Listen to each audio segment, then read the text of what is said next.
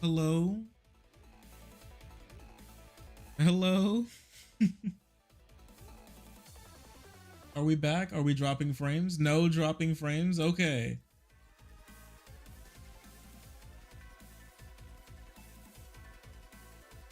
All right. We're cooking.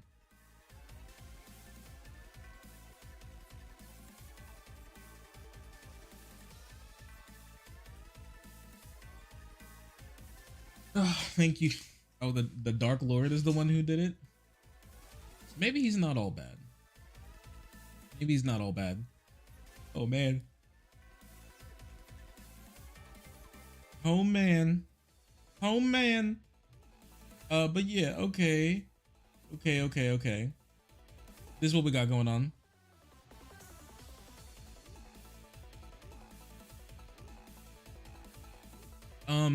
It seems like the internet did come back. It stopped working just a little bit ago. And I think it's finally settled down. So I think we'll be okay for the rest of the stream. I hope so. I think we'll be okay. I hope so.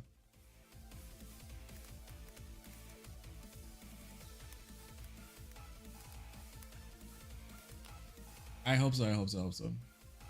Brianna Wu, sorry, not Brianna. What's her name? Brianna Joy Gray apparently went on to talk about how she was fired from the Hill for being pro Israel on Candace Owens' show.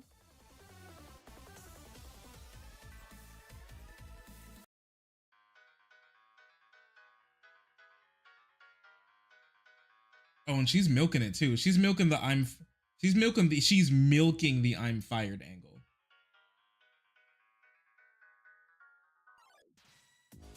Oh, that's correct. Oh, she's super milking the I got fired angle. I've never seen somebody milk it this hard. She's about to pull the dang udders off of it. Wait, take a look at this. Take a look at this chat. Okay, so her actual videos, all right? Her actual videos, they get like 100,000 views, something like that, okay? At least on this channel. But now she's talking on this channel, right? Well, I think it's the same channel. I think it's the same channel. I'm not entirely sure actually. She might have multiple channels. But anyways, on this channel, her normal videos they get like 100,000 views, something like that. And now I got fired. 1.3 million views. Real reason my show was canceled. Basically another 1 million views. Apparently she has a Kanye West and Candace Owens podcast coming soon. This one didn't do that well, right? This one got 75,000 views, right? She released another video after that, just a normal video, right? 48,000 views. Dude, chat, we pull these numbers. These here, we pull these numbers. And she was like, okay, well, fuck, right? And then you know what she did after that? She released this video. This video did well. About like black people apparently coming out pro Trump. This one did better, 300,000 views. And then she just went back to milking the fact that she was fired. I was fired again. All the videos that's doing well are just the ones about her being fired. That's literally it. And it's been 4 days and she released 1, 2, 3, 4, 5 videos about it. This is so funny. I'm sorry. It's actually really hilarious. It's actually really, really funny.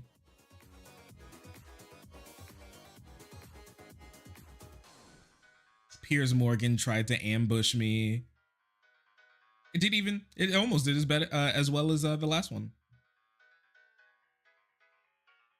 Another person fired for criticizing Israel, ? Is Brianna Joy Gray? know this anti-Semitism bill is making its way through Congress. And yeah, I don't know if we're going to be able to have free speech anymore. So let me get it all out while there's still time. Well, what we have coming up for you is Brianna Joy Gray. She's the former press secretary to Bernie Sanders, and she probably has something to say about that question because she was recently fired from the Hill. She claims it's because she criticized Israel. Is Brianna just anti-Semitic? I'm going to let you decide. Things on TikTok weren't trending in the pro-Israel way. In fact, it was very much trending in the pro-Palestinian way. And the ADL's John Greenblatt said, "I can get them to, dial those ads back." I'll talk to my APAC person. I was going to talk to you guys about this topic, but I gotta go call my APAC person. Appreciate you reaching out. And it's interesting to have you and I speaking because we are not on the same side of the political aisle. I mean, you are a person, your background, you were the spokesperson for the Bernie Sanders campaign. I mean, I was very much identified as a Trump supporter about as far as you could be in the media's eyes when he was running in 2016. And yet we do find ourselves allied in the belief that people in America should be able to criticize the actions of foreign governments. Various threats to free speech in various different contexts and across the political spectrum, but it really does feel like free speech, except for when it comes to Israel, progressive, except for when it comes to Palestine. I mean, there is this Palestine side. I'm not sure if I would do this one. I'm going to be real with you. I'm really not sure if I would do this one. Okay. All right. That's not what we're here for today anyways. I'm just going to let that one go. I'm just going to let that one go.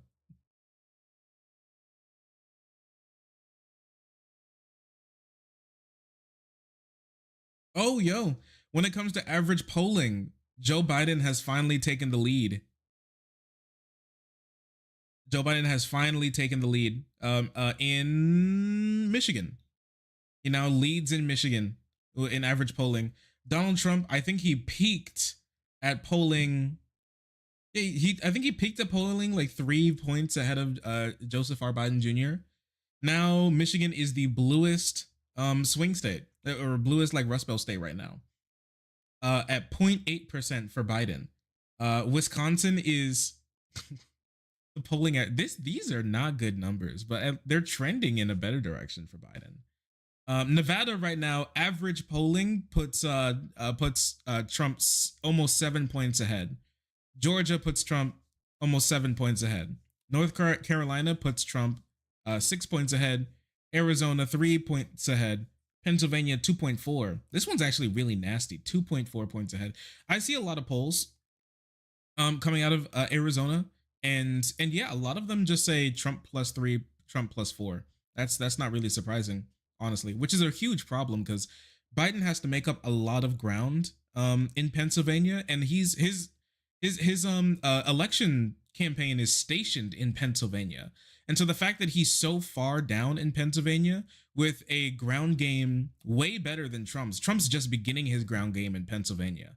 A mass like his stationed in Pennsylvania. All this money he already poured into Pennsylvania, and he's still 2 points down is kind of crazy. I'm going to be honest. He needs to do a lot more work to get Pennsylvanians on board with voting for him again, because he's not, he can, well, I don't know. Let's just take a look, right? Take a look at 270 to win. Let's see. What would this map kind of look like? 270 win. If it wants to load, 270 to win. Hello, baby girl, wake up. We're calling for you. We need your assistance. Hello. Is it? Hey, there they are. There it is. There it is. It was a little difficult. It took a moment, but we got there. Finally. Okay, so let's party. And so this map right now, it is Nevada being red, Georgia red. I forgot where Georgia was for a second. Staring at the map, forgot where Georgia was. Arizona red, Pennsylvania red. I'm going to give Biden Wisconsin and Michigan. So with Wisconsin and Michigan, he will lose. This is a Giga L lose for him. Super L lose if he did this. If this was the case. No, not all of, I'm begging you. Not all of Nevada. No, so not Nevada, not all of Nebraska. There we go. It's like the first district. Yeah, the first district goes to Democrats. The other districts, all the other Nebraska districts are red, right? Maine's probably going to be all blue, if I'm going to be honest with you, probably. So yeah, this is what this would look like. It'd be 252 to 286 right now. But if he won Pennsylvania, he would win the election 271 to 267. So right now this map, well, not too bad for Biden if all of this holds just about, and I give him Wisconsin. He's gonna need to pull Pennsylvania up. He cannot win without Pennsylvania. Yeah, the 100-degree days are cooking Nevadans' brains. Very sad stuff going on. So yeah, he's gonna need Pennsylvania minimum. He can lose everything else as long as he holds down the Rust Belt. He will become president. If he doesn't hold down the Rust Belt completely, he will not become president. That's just kind of period. He's going to need this, and it'll be a nail biter. It'll be a very close election, but it's one that he definitely could win. I mean, just like the average map, right, would go kind of crazy. This is a very good map. This was 2020, if I remember correctly. Yeah, basically. Lost one. Montana got something. Colorado got something. Oh, Oregon got one. I didn't know Oregon got one. Yeah, it's mostly a loss for, well, actually, I don't know. What? 1, 2, 3, 4, 5. 5 points for Republicans here. By 5, 3. So just a +3 for Republicans. Oh, I was taking a look. My bad. They have it up here already. +3 Republicans, -3 for Democrats. Not too bad. Not too bad. Definitely could be worse. People are leaving Illinois, and the Rust Belt is obviously changing. New York is changing. California losing voters as well. Texas and Florida expanding dramatically. Yeah. So yeah, he's gonna need that shit. he's gonna need that shit. He's definitely going to need Pennsylvania. I don't know what other like paths to victory. I don't think he's gonna get Georgia this election cycle. I'm really gonna be honest with you, and he might not get Arizona. But there's some good arguments for why Joe Biden would pick up Arizona this election cycle.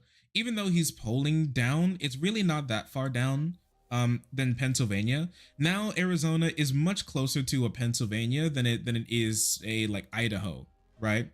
Or Texas even. Even though Texas's margins are definitely coming down still.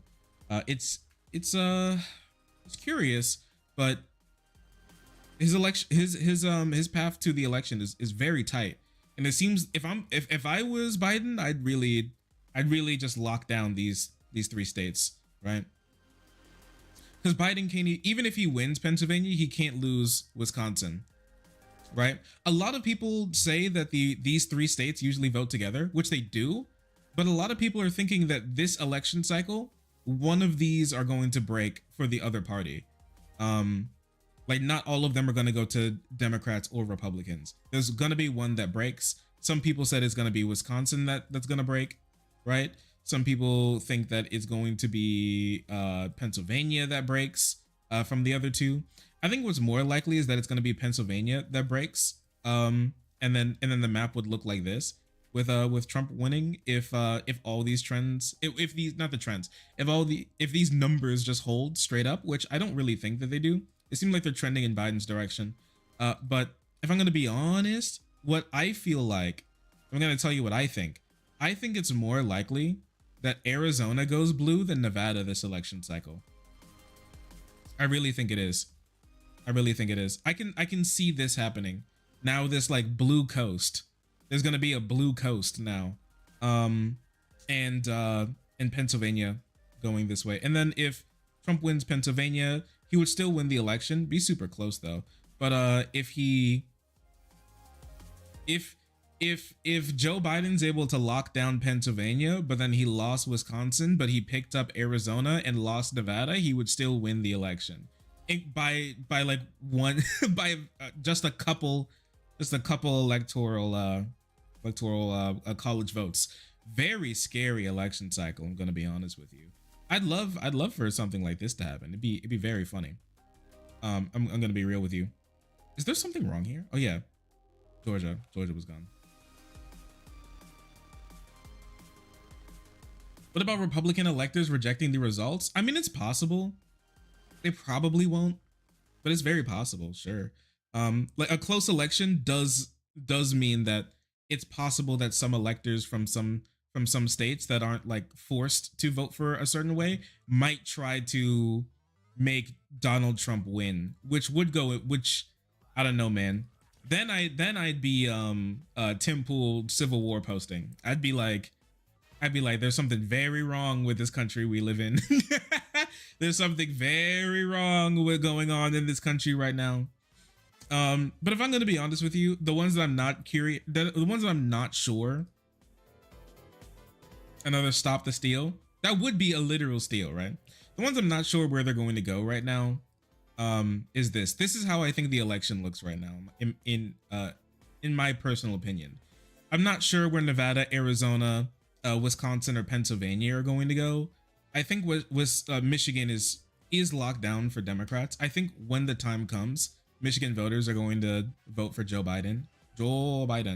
Pennsylvania voters are definitely less inclined to vote for Joe Biden this election cycle. And Wisconsin is just a really close state. I mean, Joe won by like 70,000 votes in Wisconsin or something, or even less than that. Didn't Biden win Wisconsin by like 0.3% or something like that? Very, very, very tight race in Wisconsin. And so this is how I'm feeling. I could easily see Wisconsin going red, Pennsylvania going blue, Nevada going red, Arizona going blue. I'm scared. Yeah,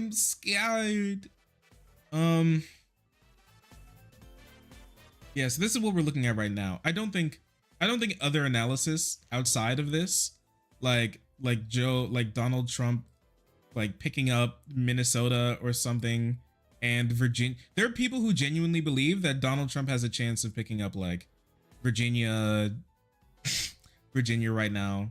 There are a lot of people who think this is going to happen this election cycle right now, which is incredibly surprising. Completely ridiculous, I'm going to be honest with you. But yeah,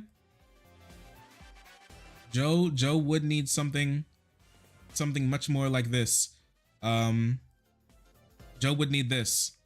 He would need this. This is the map that Joe Biden. If I'm going to be honest with you, in the closest election possible, this is what I would think that it might look like. I don't think Virginia is going to go red, in my personal opinion. There's some polls showing it as a much closer race, but I just don't think that Trump has the support to be able to pull Virginia suburbs like that. Because remember, those are North Virginia is like, those are DC suburbs. People aren't pulling up for Republicans like that in DC suburbs. They're just not.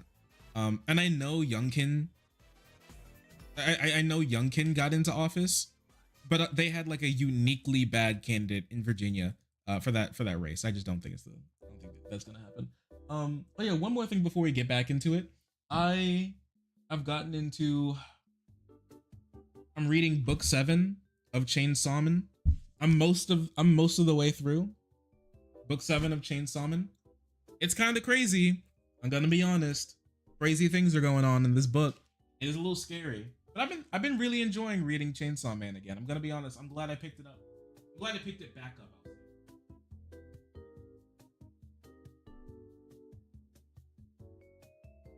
I'm glad I picked it back up. Why does Trump have a VP yet? You mean like why he doesn't have a VP yet? Well, I mean, he doesn't have to pick one. He doesn't have to pick one until voting starts. He's probably going to see who gives him the best head, and then he'll probably pick that person, right? And then maybe ask for, and then have his consultants or whatever around him ask for what racial group or whatever he needs to win, so he'll pick the person from that.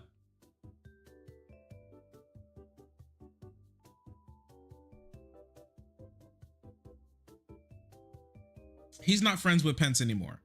He's not. Pence absolutely hates that guy. And on top, Pence absolutely hates that guy. And on top of that, Trump supporters were trying to kill Pence after the election happened. He was jumping from house to house because he didn't know, because he didn't want to stay at his own house for fear of Trump supporters coming in and like blasting him, you know? And he's spoken out against Trump since then. So yeah, no, he's not friends with Pence anymore. He's not friends with Pence anymore. I'll just tell you that right now.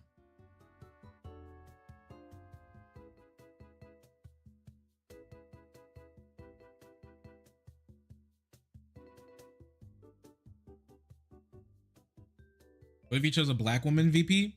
He will not. There are no prominent black women that could possibly be a VP for Donald Trump right now. I don't know. Be interesting. It'd be interesting. I'll tell you that much. He picked Candace Owens. It's Candace. Candace. Can you imagine?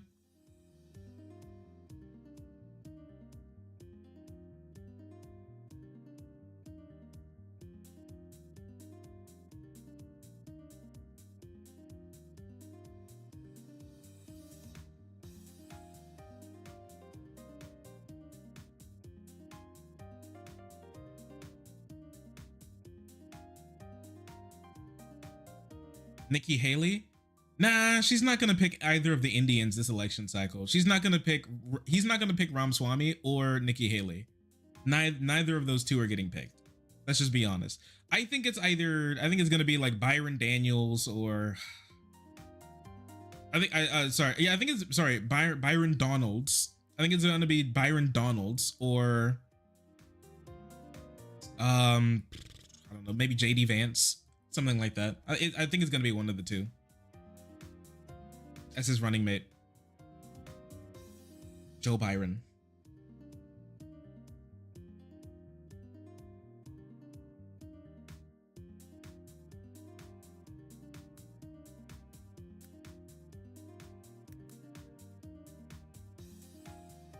I still think it's kind of crazy Brianna Joy Gray went on to Candace Owens' thing to be like, we have a shared relation, you see.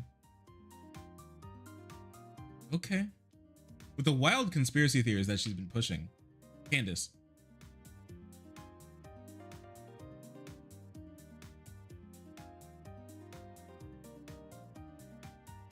But okay, that seems like that's just her thing, right? That's her thing right now.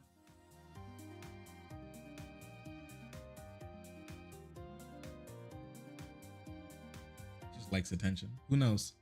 Who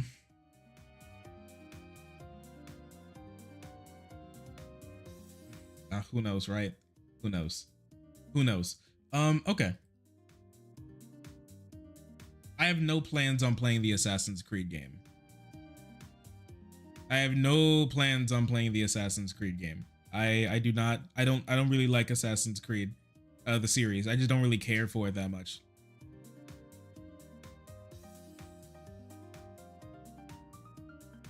They're not taking it well? Oh yeah.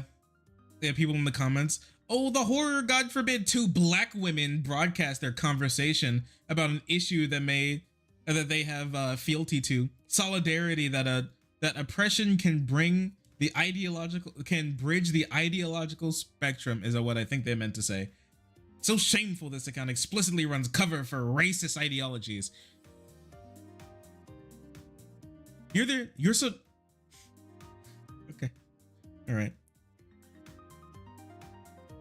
You're talking to Candace Owens like she's anything like us. Like you're the only person giving credence to racist ideologies is you, weirdo. She's Candace Owens.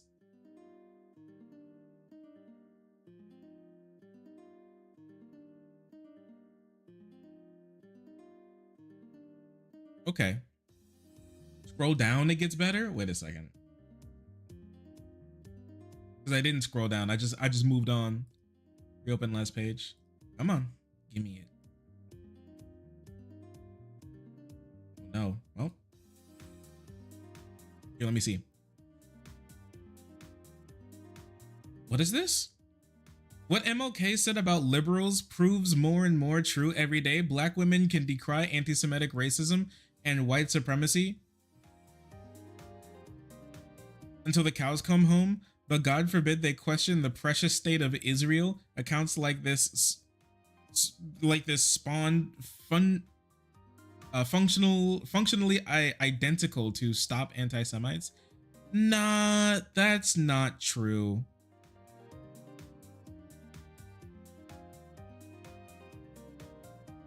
Have the balls to post your face on here before you go calling a black woman a white nationalist. What does that have to do with anything? Absolutely gross and shameful.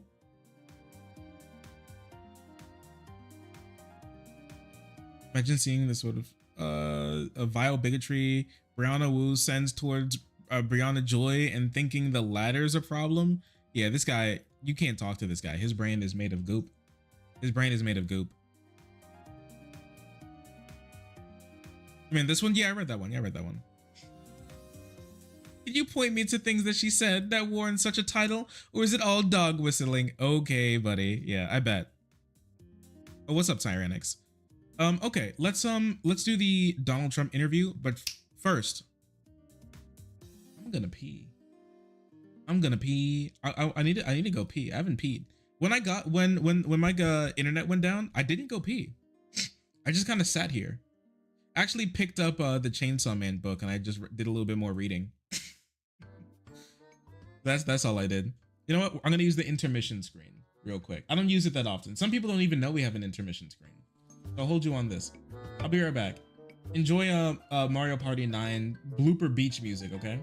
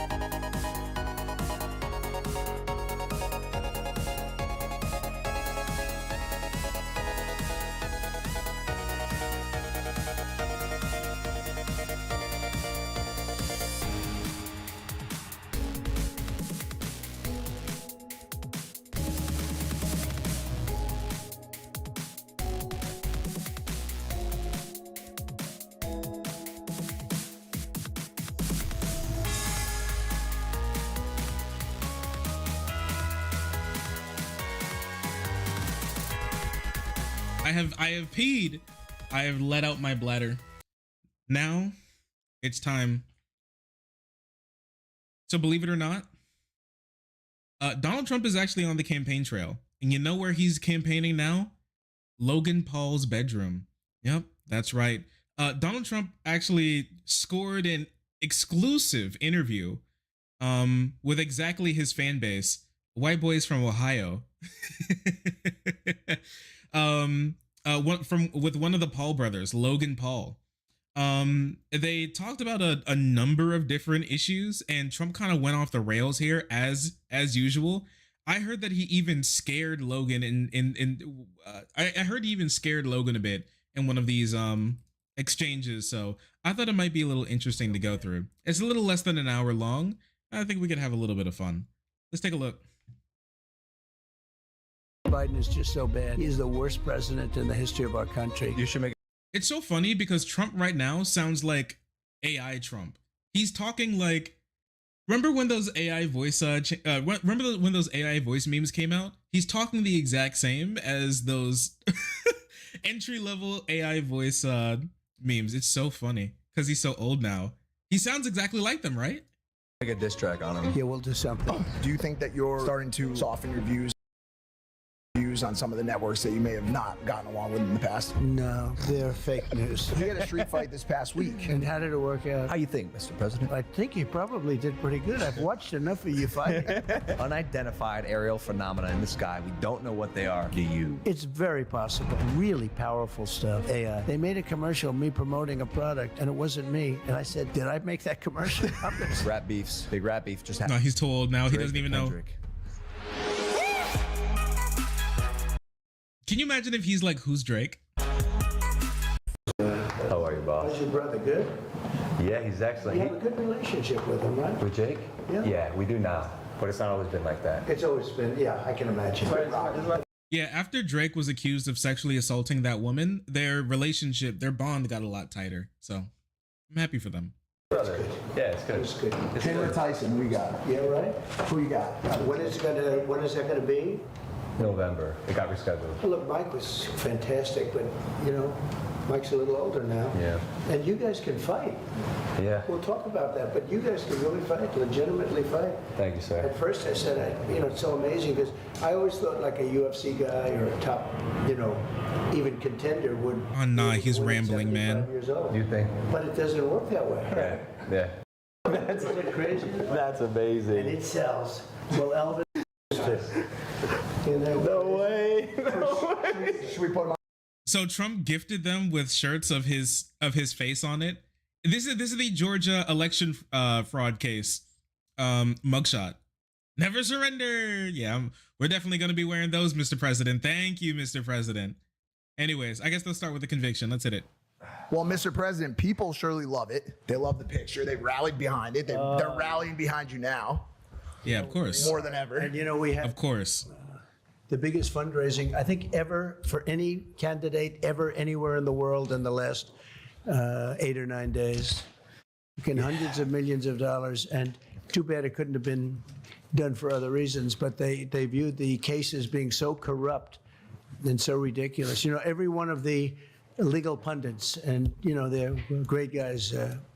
When you look at Dershowitz, the whole group, that whole group of people, Andy McCarthy, Jonathan Turley, Greg Jarrett, every one of them, they came out and they said, there's not even a case here.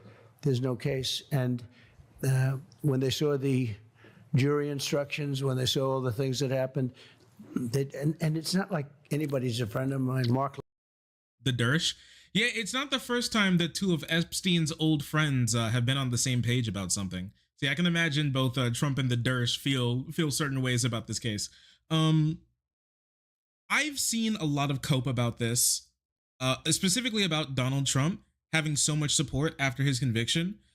There were some like back and forth polls directly after the conviction, but we know now for a definitive fact that his conviction did not help him. And in many polls, it shows it hurting him. He's only lost support since his conviction. We just know that, right? Whether the conviction actually changed a bunch of people's minds and now they don't want to vote for him, what we know is that the is that the vibe is changing around Donald Trump, and it's not in a positive way. It's not in a positive way. Like we talked about earlier, in average polling, Biden now leads Trump in Michigan, and he's getting a lot closer in the other Rust Belt states as well, including Arizona, which is not a Rust Belt state. That's a Sun Belt state. We love that. So yeah, not helping him, not at all. And I think they might be lying about those fundraising numbers, but once again, we'll see if the fundraising numbers are a lie. We'll see. They couldn't believe he's still down when it comes to money compared to Biden. And because of that, the fundraising numbers and the polls, but the fundraising, that's sort of like a poll anyway, right? When you get of course. But the fundraising numbers went, I don't think there's ever been that much money raised that quickly.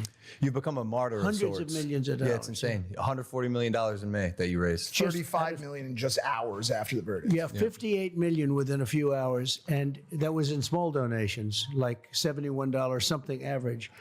And over a period of a week, we even went to San Francisco. Now, not supposed to be. That's the belly of the beast, right? Rare visit. But they had thousands of people on the street. It was so positive, and they raised $12 million. The tech guys at one of the houses, David, fantastic people, and they were like, they gave me a lot of money. They've never been into doing that, and I think it helps that Biden is just so bad. He is so bad.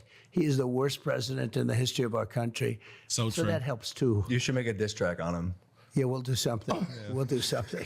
I actually wanted to That'll bump him back in the polls. A diss track, finally, like a real YouTuber. start there. Go ahead. Maybe if he loses 2024, he can pivot into being a YouTuber. It'd be crazy. You know, you got these felony convictions and a lot of it, like more than Al Capone, right? And there was an uprising and people showed you their support with their donations. And a lot of people are saying it points out that actually the unjust nature of America's justice system. So my question is, like, if that is your belief, if that is their belief, why do you have the desire to give your time and energy to a country or a system that's trying to take you down? So I ran twice. I did much better the second time than the first time. And if I didn't, I wouldn't have done this. But we had it going like this country has never been going before. It was really good. Now it's really bad. The worst border in history, the worst inflation, I think, in history. I think the history of the country, the people are getting decimated by it. All very flex, you know, all something you can fix. You can fix it fast. We were energy independent. We're going to be energy dominant very soon. All these things were happening. And then we had a terrible result in an election. And what happened was disgraceful, and we can't ever let it happen again. But, you know, we have a little expression, it's right on that hat, make America great again. And we can do that, make America great again. And this guy is not going to do it. This guy has destroyed our country. I don't know. It's just normal Trump rambling. It's just normal Trump babbling, honestly. But I mean, to touch on this a little bit, we've said it before, Donald Trump's only passed like one piece of policy when he was in office. One piece of legislation when he was in office. He wasn't able to get almost any of his policy proposals done in Congress at all. He takes credit for bills that wasn't even his bills, bills that he sponsored or anything. They just came up on his desk and he was like, okay, I'll sign it. Like the criminal justice reform bill that went through. Anybody would have signed that. I was expecting him not to sign it, actually, but he did. And I think that's a good thing, but that's not his policy. He wasn't able to repeal and place Obamacare. He wasn't able to build the wall. Joe Biden has actually built more wall than Donald Trump has. Funny enough, it's not funny actually. From people who actually care about this, but for the Democrats who just don't really care about it and will flip flop anything depending on if a red or a blue candidate is doing something, then they're loving it, right? They're having the time of their lives. So yes, hilarious. For Trump's perspective, genuinely hilarious, right? It's a bit stupid. Obama also built more wall than too, right? His tax cuts, his fake tax cuts that shot up the tax rate on people making less than $70,000 a year, that he passed. That was the only piece of legislation that he actually passed. That tax cut bill actually increased taxes on people making less than $70,000 a year after the sunset period for those tax cuts ended after 2020, which helped lead to inflation a bit too. His tariffs were genuinely ass. Drove up the cost, the price of everything. We're still energy independent. We talked about it the other day. Joe Biden actually made a profit by selling. Joe Biden actually made a profit and broke OPEC by selling off a large chunk of our oil reserves when oil was at a really high price earlier in the year, and then bought it back after flooding the entire world's oil market, forcing OPEC to drop their prices, and now is buying the oil back at a discount, making the federal government like $500 million, right? So he's actually making the government money, while Donald Trump ran up record-breaking the worst deficit spending that anybody has ever seen, that any presidency has ever done, kind of period, after clowning on Obama for running up the deficit, for trying to save the United States from the 2008 financial crisis. Yeah, Donald Trump's presidency was just ass. And it's the classic problem of Republicans destroy the economy, and then leave. Republicans destroy the economy and then leave office a year into the next Democrat presidency's into the next Democratic presidency. The problems for everything that the Republican presidency did come back. People blame the Democrat for it, and then they lose the midterms. That's kind of just how it works. And when Republicans come into office, they do the things that they do some of the things that they actually campaigned on, and people are like, wow, my life is worse because this Republican was able to do so many terrible things, and then they lose the midterm. That's usually how that works. When you allow 15, 16, 17, they have no idea what the gotaways. Million people coming out of jails, coming out of mental institutions, insane asylum. Actually, 35 billion people asylums let all out over of the jail. world. The mental institutions, they're at the lowest levels. They've been at it for years. They're going to be totally empty. And you have terrorists coming into our country. We're going to be paying a big price. 50 million, why not? Yeah, when all the Democratic cities let out all of the prisoners, we actually now have a higher population than China. We have over 30 billion people in we have 30 billion people in the United States now, because because the Democrats let out Arkham Asylum, and now we're all scared. Solve the problem. We're all scared for our lives. Relatively quickly. But why is his ear so oily? Too, with energy, with inflation.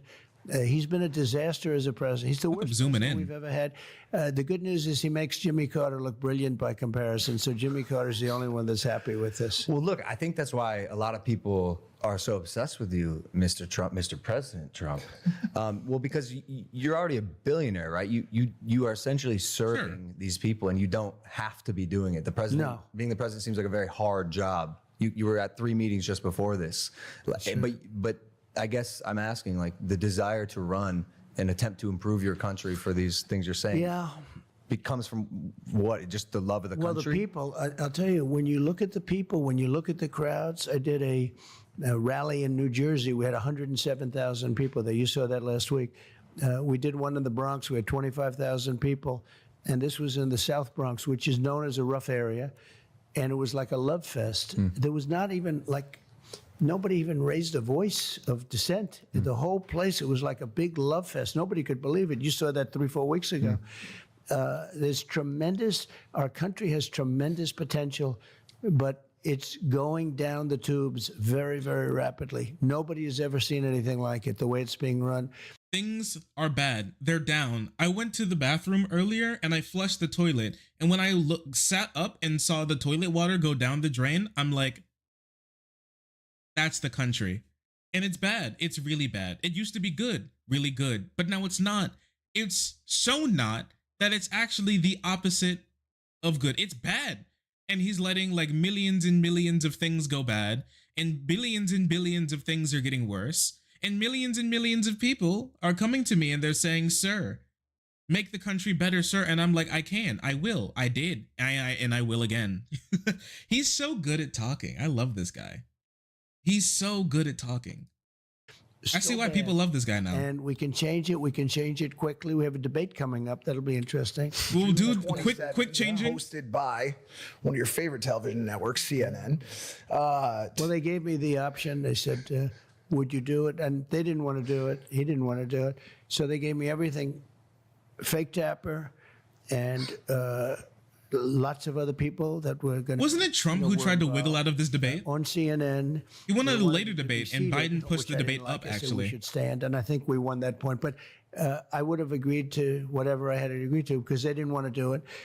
They thought that I wouldn't do it because it's CNN, but I've done plenty of CNN. I did a town hall not so long ago with CNN that worked out well.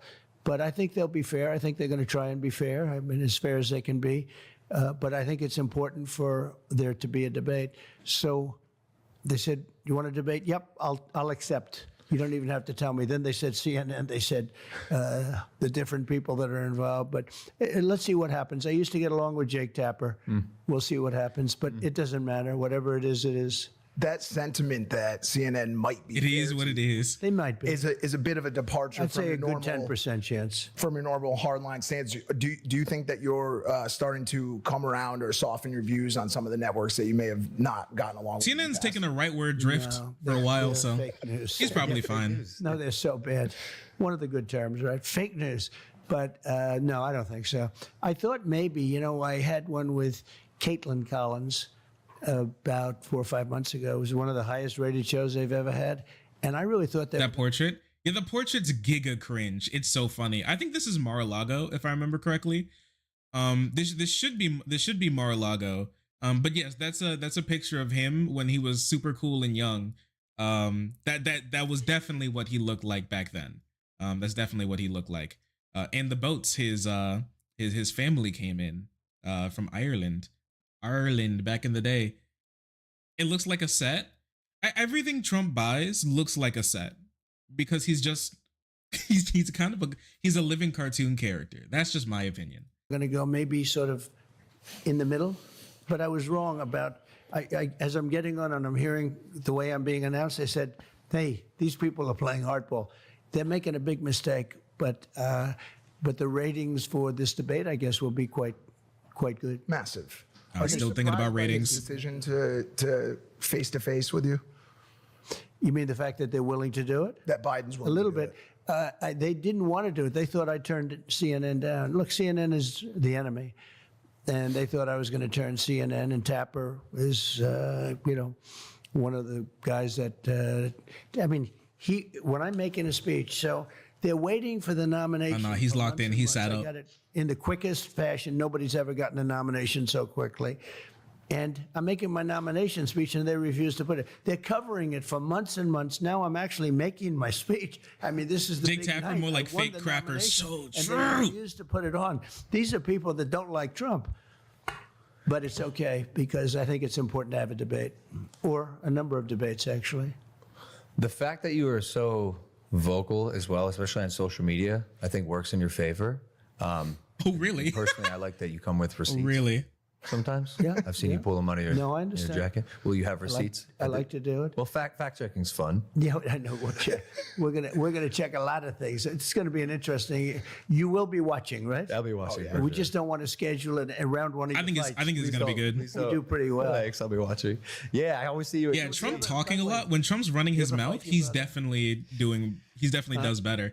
I think that's a little funny because Donald Trump was doing a whole lot better at the beginning of the year, and I think a lot of it was because he wasn't even running his campaign yet. Like, a lot of people didn't really think about it, but Donald Trump didn't run a campaign earlier in this year until I think April. Donald Trump wasn't running really. He was just kind of chilling at Mar-a-Lago. He was golfing. But he wasn't doing much actually running for president. He wasn't really doing interviews. Yeah, he wasn't really doing interviews. He wasn't really, he wasn't doing campaigns or anything. He was really just big chilling all the way up until about April. And then he started to do more campaigns and do more campaign stops and solicit more donations and all those things. And he's actually pretty far behind in a lot of really important states because he was big chilling like that beforehand. And the thing is that Donald Trump was polling way better when he wasn't talking. And I think that's really going to be Donald Trump's downfall this election, is because he's like, you're vocal, and I think that really helps you. No, it doesn't. When Donald Trump opens his mouth, he loses support. He loses support. He has more support now because people remember what Donald Trump was, and they remember that inflation wasn't as bad before Donald Trump left office. But now that he's talking, and he's talking about invading Mexico and invading China, possibly, and like getting rid of the income tax, but replacing it with a massive tariff on everything that comes into the country instead. Just taxing you at the register instead of in February on tax day. Yeah, a lot of people are starting to think that this guy wasn't cooking at all. Actually, he actually had no sauce. He burned the pan.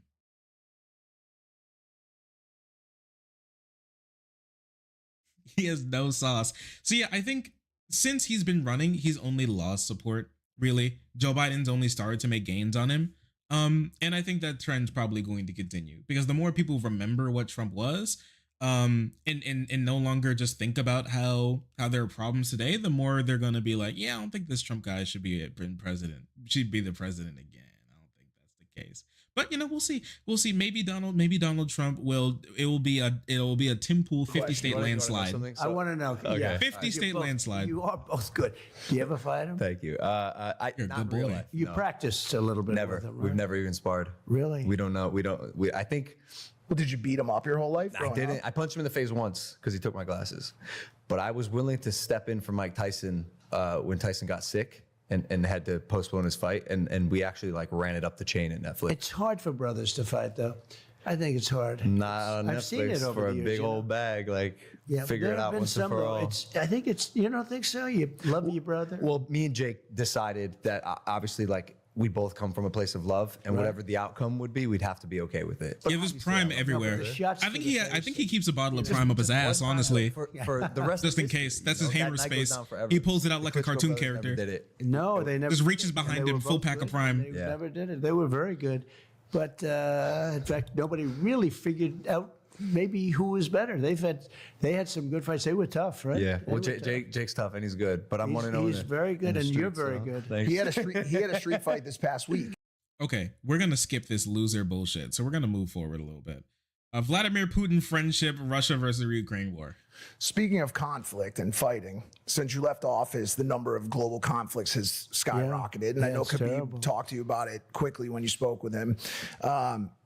I think 2 weeks ago about President Biden authorized the use of American weapons in Russia, which has now led to a fleet of Russian warships coming towards Cuba this week. What are your thoughts and concerns around our current handling of our relationship with Russia? Well, the Russian attack on Ukraine would have never happened if I. I'm so it would have strong. Never happened. I would have swung my dick It's so just a hard, shame. Putin would have gotten Oh, scared, so many and he dead would have people. pulled out You look instantly. at just the soldiers. Unlike me, I it's never pull 500,000 out. Soldiers between the both countries, but so many dead people, so many towns and villages and buildings and all. I mean, magnificent culture just being wiped out. You okay over there? Stuff's falling Yes, over. sounds good. Nice book, by the way.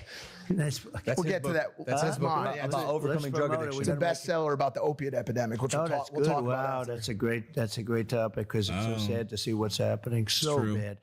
Yeah, But, what did you do for It's a shame. people because it suffering never from would have happened. opioid And addiction? it didn't happen during my 4 years. It didn't happen. Wouldn't have happened. I got along very well with Putin. I got along with Zelensky, but it wouldn't have happened. And I don't think he's ever gonna get checked on this, because I don't really think that.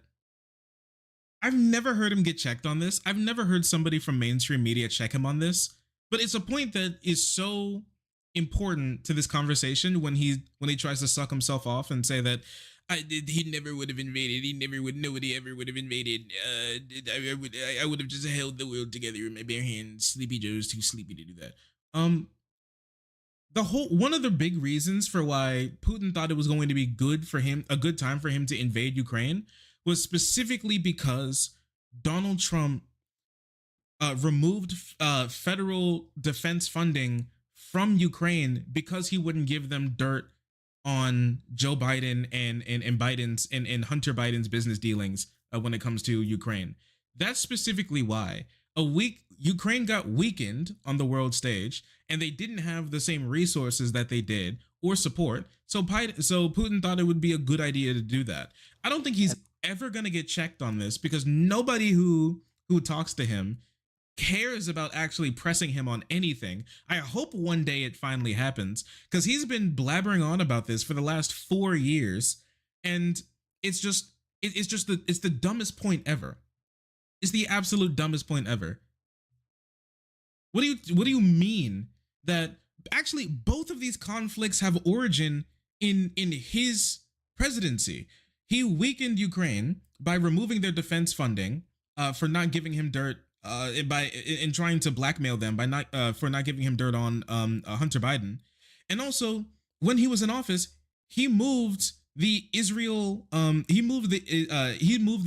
Israeli embassy into Jerusalem, the contested area in Jerusalem, and backed Netanyahu's push to make the basically capital of Israel, Jerusalem, and secure all of Jerusalem from the West Bank, even though they're supposed to be splitting it in half.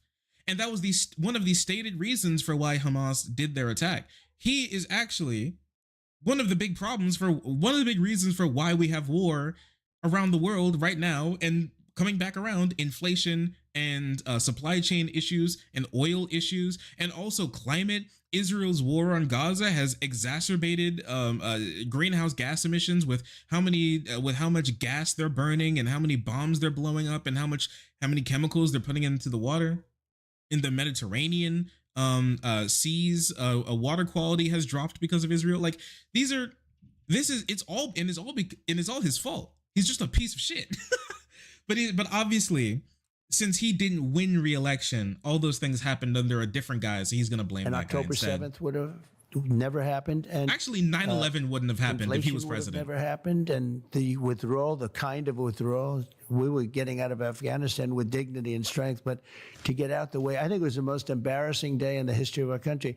And I actually think that the way Afghanistan worked, I think that when Putin looked at that, he said, "Wow, let's go in." And you know who else looked at it? President Xi of China. And he is looking at Taiwan, and he's drooling. He's drooling over Taiwan. And so something could happen there. We've lost a lot of respect. They're laughing at us all over the world, and that wasn't happening 4 years ago. And with you back in office, you think we'll get that respect back? Yeah, we'll get it back. We'll get it back. What's your relationship like with Vladimir Putin? I think very good, but I was tough with him. I ended the pipeline. You know what's funny is that this whole time he's been holding a bottle of Prime. What you've never seen is him actually taking a sip out of it. You know he doesn't drink that shit. You know he really don't drink that shit. He does not drink Prime. Nobody drinks Prime anymore, okay? Not even the kids are drinking Prime these days. He built, it's called Nord Stream 2. Nobody ever heard of Nord Stream 2 until I got involved. And it was the biggest project ever done in Russia. I mean, pipelines didn't even exist until Donald Trump got in office, man. Oil and gas to all over Europe, Germany in particular. And I said, "What are you doing? Why are you doing this to Germany?" I said, "We're defending you under NATO, and you're paying billions of dollars a month to Russia. You mean we're defending you, and you're giving the people we're defending you from, we're giving you the defense, but you're giving them money at massive amounts." Probably the biggest project, most important, one of the most important projects they've ever done. I ended it. It was dead. It was gone. And then it's true. He also funded he also wrote up how the withdrawal would happen from Afghanistan, and it was going to be even worse. Joe Biden had to push it back to get a better plan to get people out of Afghanistan. Yeah, I mean, listen, it's not like we weren't expecting him to just lie all through this. Comes in and he approves it, but he kills Keystone. The Keystone XL. Yep. Keystone Pipeline. Yes, thankfully, it is done. But Putin said to me, "It's the biggest thing. You ended it. You ended the pipeline." He said, "They all say you and I are friendly, but I'd hate to see you as an enemy."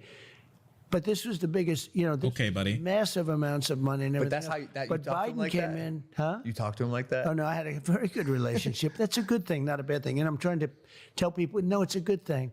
They've got, I would give you the exact number, but they gave a lot. Just under 2,000 nuclear weapons, and we do also.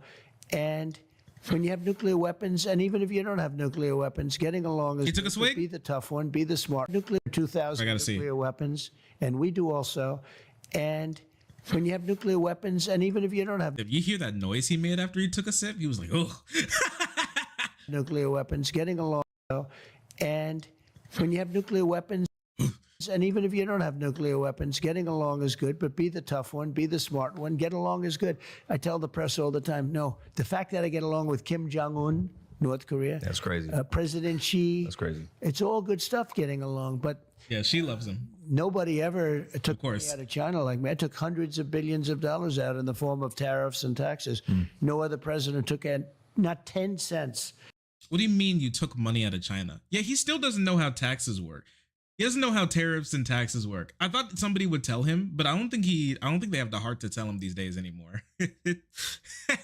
just in case you remember, a tariff is a tax on something coming into the country. So when China sends denim into the United States, you pay a tariff tax on the denim because America doesn't want you to buy Chinese denim. They want to make it more expensive.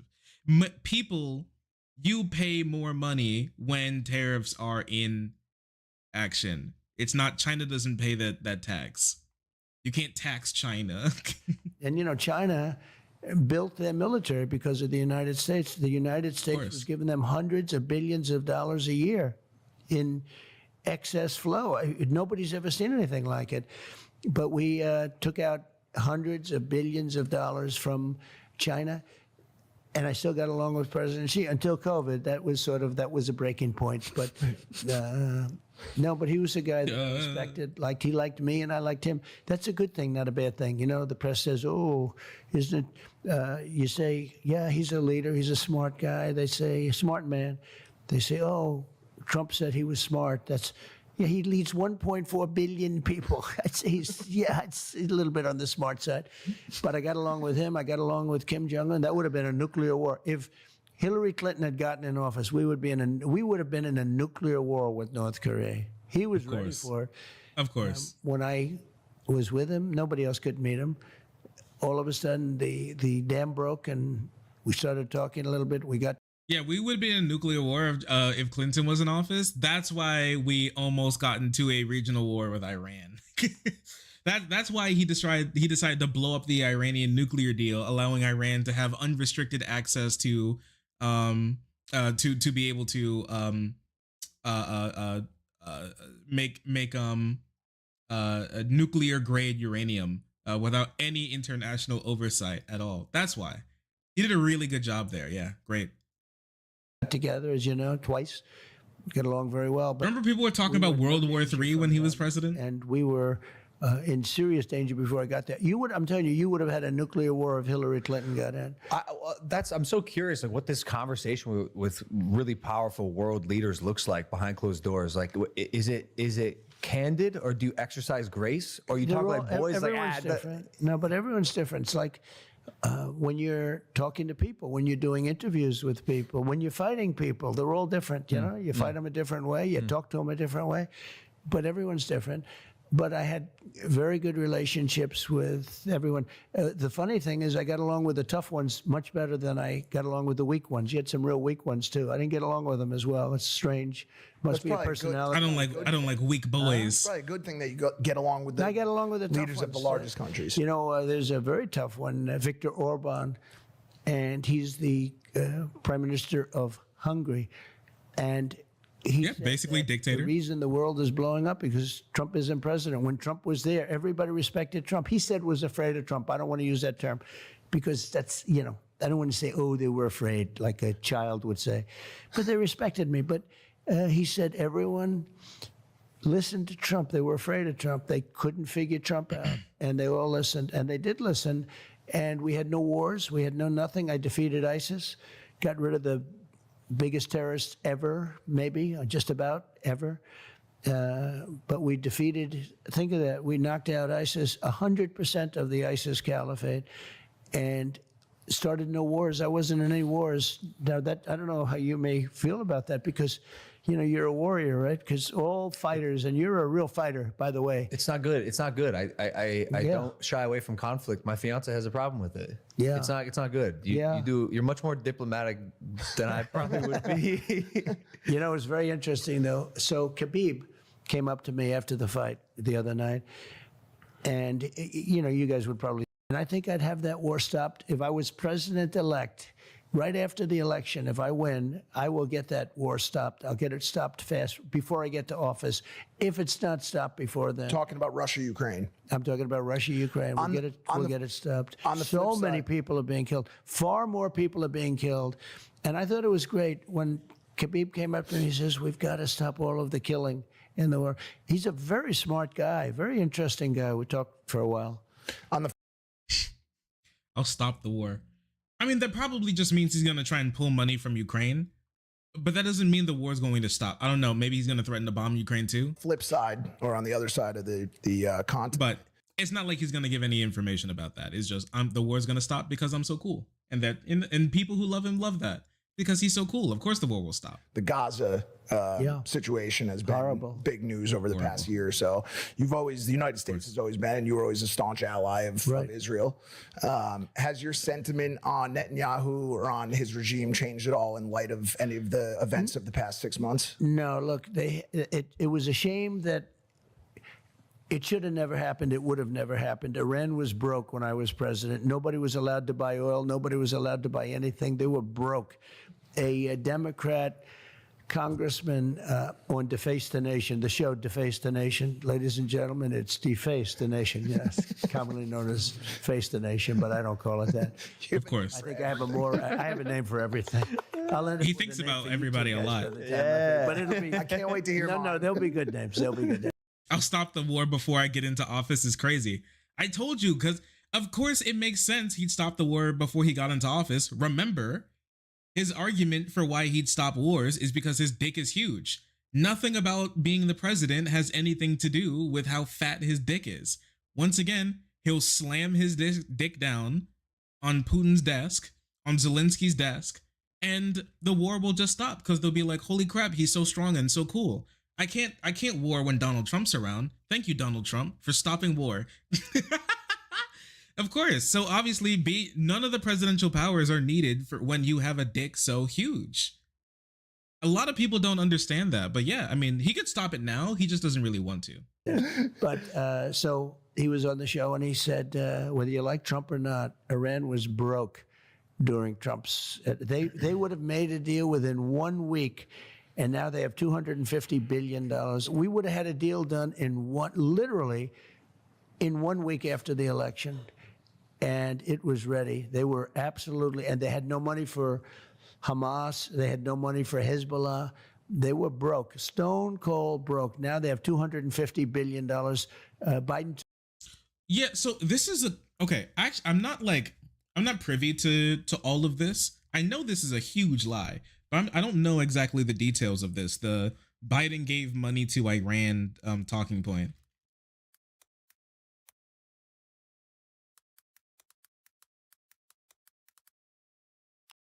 Let's see.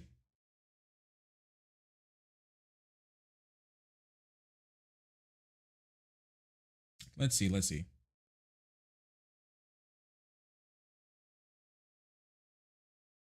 It's October.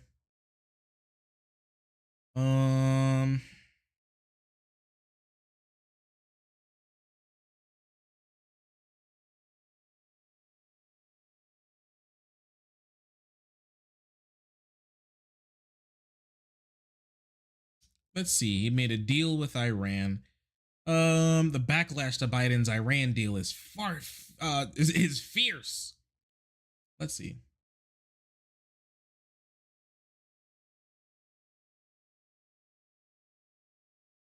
The Biden administration's deal to bring imprisoned Americans home from Iran has gained its critics and stirred a fight. The backlash to the agreement, the release of 5 detained Americans in exchange for several imprisoned Iranians, and access to $6 billion in frozen assets for certain humanitarian purposes comes mainly from conservatives and some on the Iranian American and some members of the Iranian American community. The start of the argument made by presidential candidates DeSantis, Mike Pence. Opponents contended that giving the ruling clerics a financial lifeline to boost Tehran while it was weak.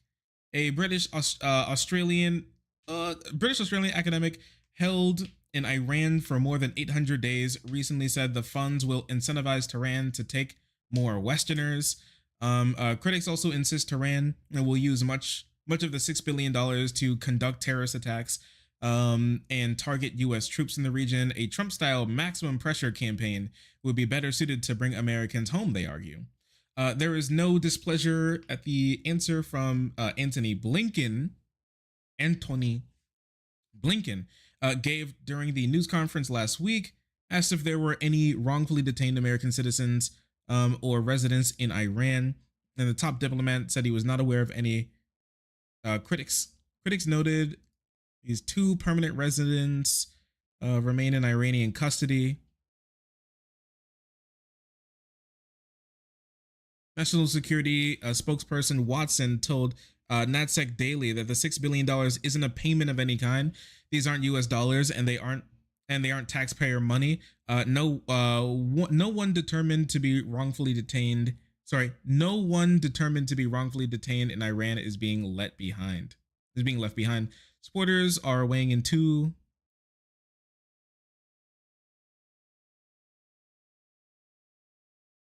To represent the state. The $6 billion can only be used to buy oil and food for people in need. The back and forth is reminiscent of the Obama era debate on whether to enter a 2015 Iranian nuclear deal. The my Iran policy is better than yours. Is better than your Iran policy. Broadsides have grown more vitriolic since Trump withdrew from that deal. Now, this agreement, weeks to implement, which will take weeks to implement, cuts to the complexities of freeing Americans held broadly by adversarial nations. Okay, interesting. So he didn't give money to Iran. It seems like they've unfroze money that was frozen. Unfroze money that was frozen in exchange for prisoners to come back home.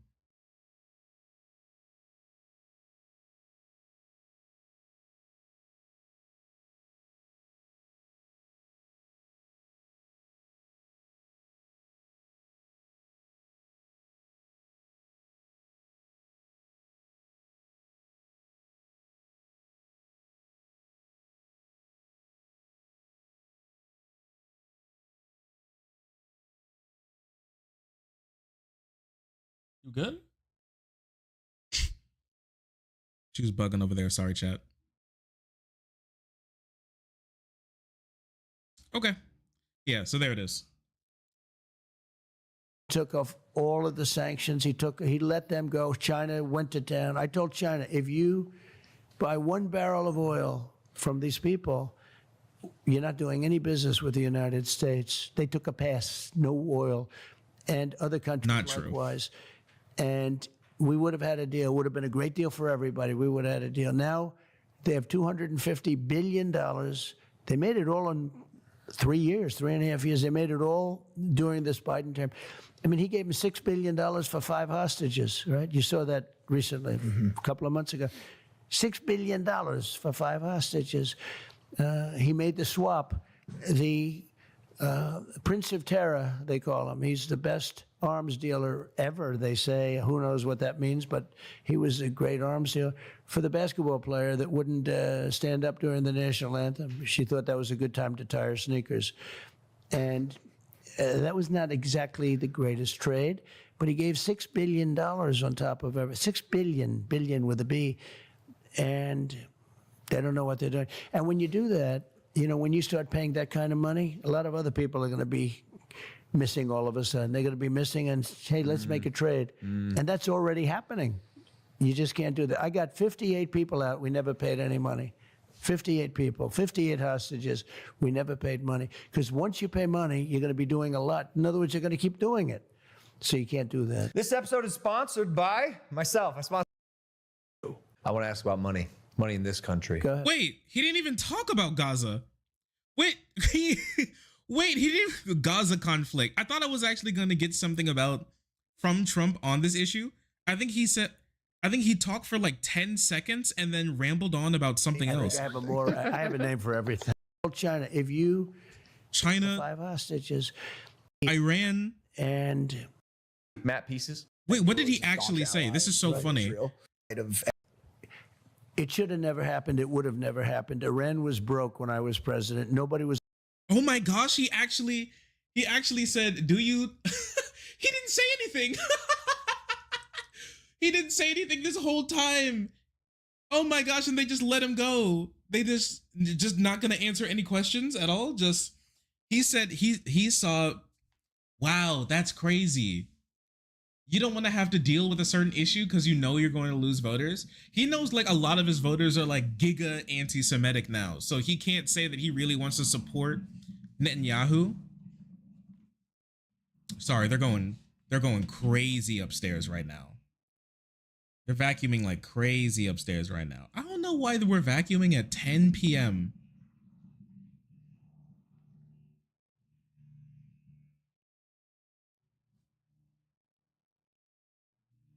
It's buzzing like crazy over here, chat. Can you hear this? Is this getting picked up by the microphone?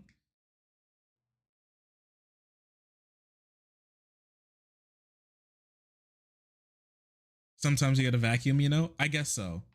I guess sometimes you really gotta vacuum. Yeah, he just said that this hasn't changed my opinion of Netanyahu. It should have never happened. And that's it. That's literally it. In the like 3 minutes they gave him the answer to the question, he just didn't answer anything. He actually didn't say a thing. Man, not being president, it must be so easy because you never actually have to answer any questions if you're Donald Trump. He just has to say that if I was president, it would be better. Next question. If I was president, honestly, if Trump was president, Grimes never would have divorced Elon. If I'm going to be honest with you. If Trump was president, if Trump was president, we would have landed a man on Mars right now. Okay? If Trump was president, he would have fixed global warming because he's going to be tough on the environment. He's going to tell Mother Nature that she can't do that anymore. All right? If Trump was president, sea levels would fall. If Trump was president, Jesus would come back down from heaven because he would then be proud of his creations that he made. No longer would he be disappointed. He'd be proud. No, obviously to the Republicans that all the people in Israel would have to, not make it because, they're the non-believers, but for everybody else, it goes so crazy.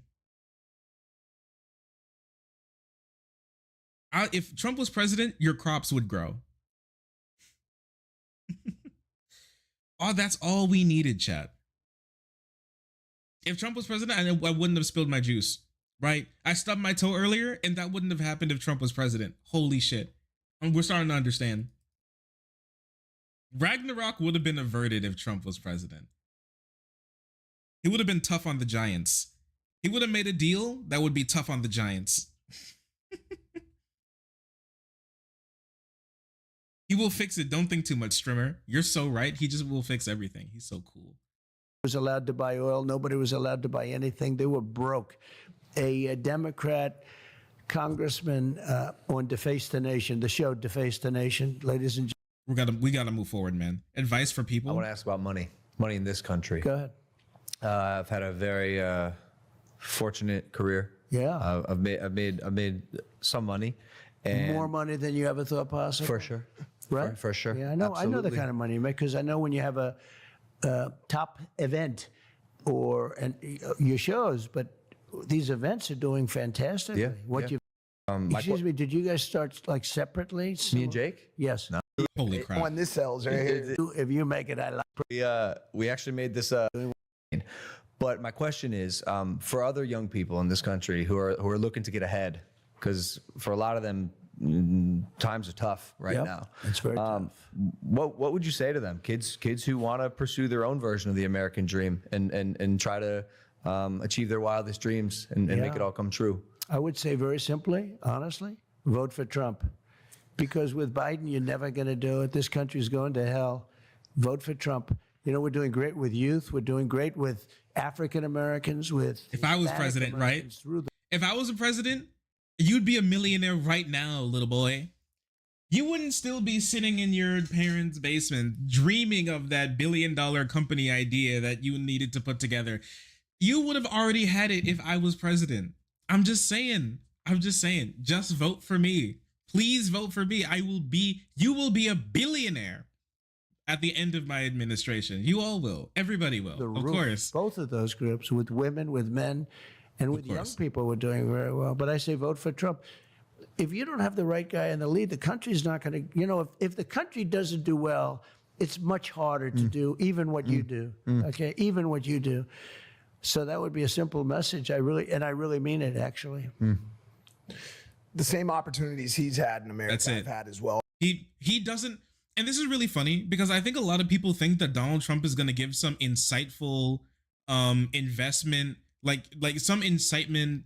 Sorry, like people think that Trump's going to give some insightful investment sort of guru answer when people ask them how to make money, how to like advice for how to get a business. He got a small loan of $1 million from his from his dad, and then he inherited the Trump name and then kind of just ran the company into the ground, really. And so like he's he has no real business experience. He's never built a business from the ground up. He hasn't had to. He was born rich, and he'll die, you know, probably mostly rich, right? If he doesn't blow the rest of his cash that he has, right? Yeah, like I still think it's curious that people actually still have the idea that Donald Trump is going to give you something interesting when you ask him about how to make money. Well, my road has been a little bit rockier, as we were talking about with my book, The Fifth Vital. I spent 8 years addicted to heroin, living on the East Coast. In what I considered, you know, I think a lot of people considered. So you were addicted. Correct. Wow. I think a lot of people consider it to be the great opiate Let me epidemic. see the book. Can I see the book? Absolutely. We're gonna make this sucker a best-selling book. There's a message. There's a message for you. No, in it it's as well. such an important. It's actually Where's already my camera? it's already a Go best-selling out book. and buy this book. It's great. That was for you, I believe. I wrote a message to you in Good. there. Yeah. Well, I'm going to It's- keep it. Thank you so But much. it's such an important topic. Yeah, seriously, that's so important. There's a lot of people that are still kind of wrapped up in that world, and I just want to Yeah. ask you some questions. In 2023, the DEA seized more than 80 million fentanyl-laced fake pills, 12,000 pounds of fentanyl powder. There's so many people out there on the streets right now without access to resources with mental health care. Rehabilitation centers. Yeah. What's your plan to continue to stem the flow of fentanyl into the country, as well as help the people who have already fallen victim to the opiate epidemic? So when I took over, you know, it was drug infested. When I ran in 2016, I ran on the border. And I fixed the border, and I couldn't even use it in 2020 in the campaign, even though I got millions of more border votes than I was got the fixed. first time.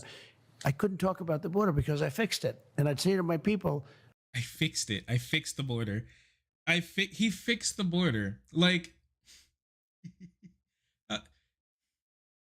he didn't build any wall. You know what? He doesn't talk about the wall anymore, does he? I haven't heard him really bring up the wall. He fixed it. It's fixed. It's done. We did it. I want to talk Biden about the unfixed border. it though. I hate I was him. proud of the job we did. We had it fixed. It was really in good shape.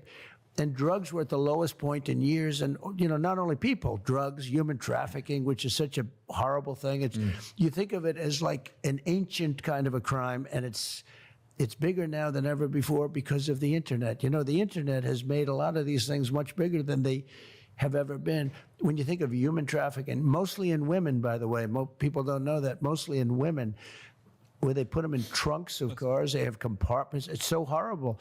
And I had it down to to the lowest level, just about, I guess, in recorded times. So what you have to do is you have to be very tough on that. We had a deal on the fentanyl is pouring through. I bought millions of dollars worth of equipment. Believe it or not, they call it sniffing equipment, but believe it or not, the best thing to find it, you can spend millions of dollars on equipment and machinery to find drugs coming through, like, sort of finds it.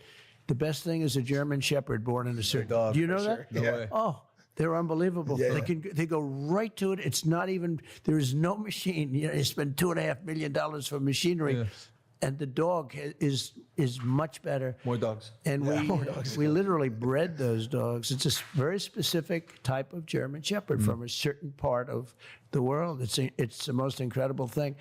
Okay. We worked very, very hard on that. I was with President Xi. It comes from China and it comes in through the southern. So Mexico's it comes through the southern border, and I was with President Xi. And I told you we got along great. The Fentanyl comes in from China through the Mexican border. Did he just say that? That's where he thinks fentanyl comes from. You see, Xi Jinping, way down deep in the depths of 1,000-year-old Chinese shrines, stirring a big pot of fentanyl that will soon be sent through soon be sent into Arizona to make to make Kyle addicted to heroin. I can't wait. Listen, dude. That Beijing heroin got me acting unwise. He hates Xi Jinping. It's so funny. It is really funny. Here's one thing. Most of the fentanyl, heroin, like opiates in the country come from the United States. Not as much comes from the border. And when they do come through the border, they usually come through legal ports of entry. When Donald Trump was president, he was contemplating cutting the National Drug Control Policy budget, like the agency that really helps structure drug policy in the country. He wanted to cut that by 94% when he was president. And throughout his entire presidency, opioid deaths only rose. Really, there was only 1 year where opiate deaths fell, and that was actually in 2018. I can show you. Let me bring. Let me show you this. So here, before he got into office, 33,000 people a year died of opioid overdose. In 2016, 42,000 did. In 2017, 47, 46, and 50,000. So at any time when Donald Trump had the ability to start to do actual work in the country, which is mostly these 3 years here, he did not bring opioid overdoses, opioid deaths, opioid addiction down at all. Actually, it only rose under his presidency, and we cracked 50,000 people a year dying of opioid deaths. We went 2 years without a national strategy. Researchers also say fentanyl has continued to spread fast, despite interdiction efforts,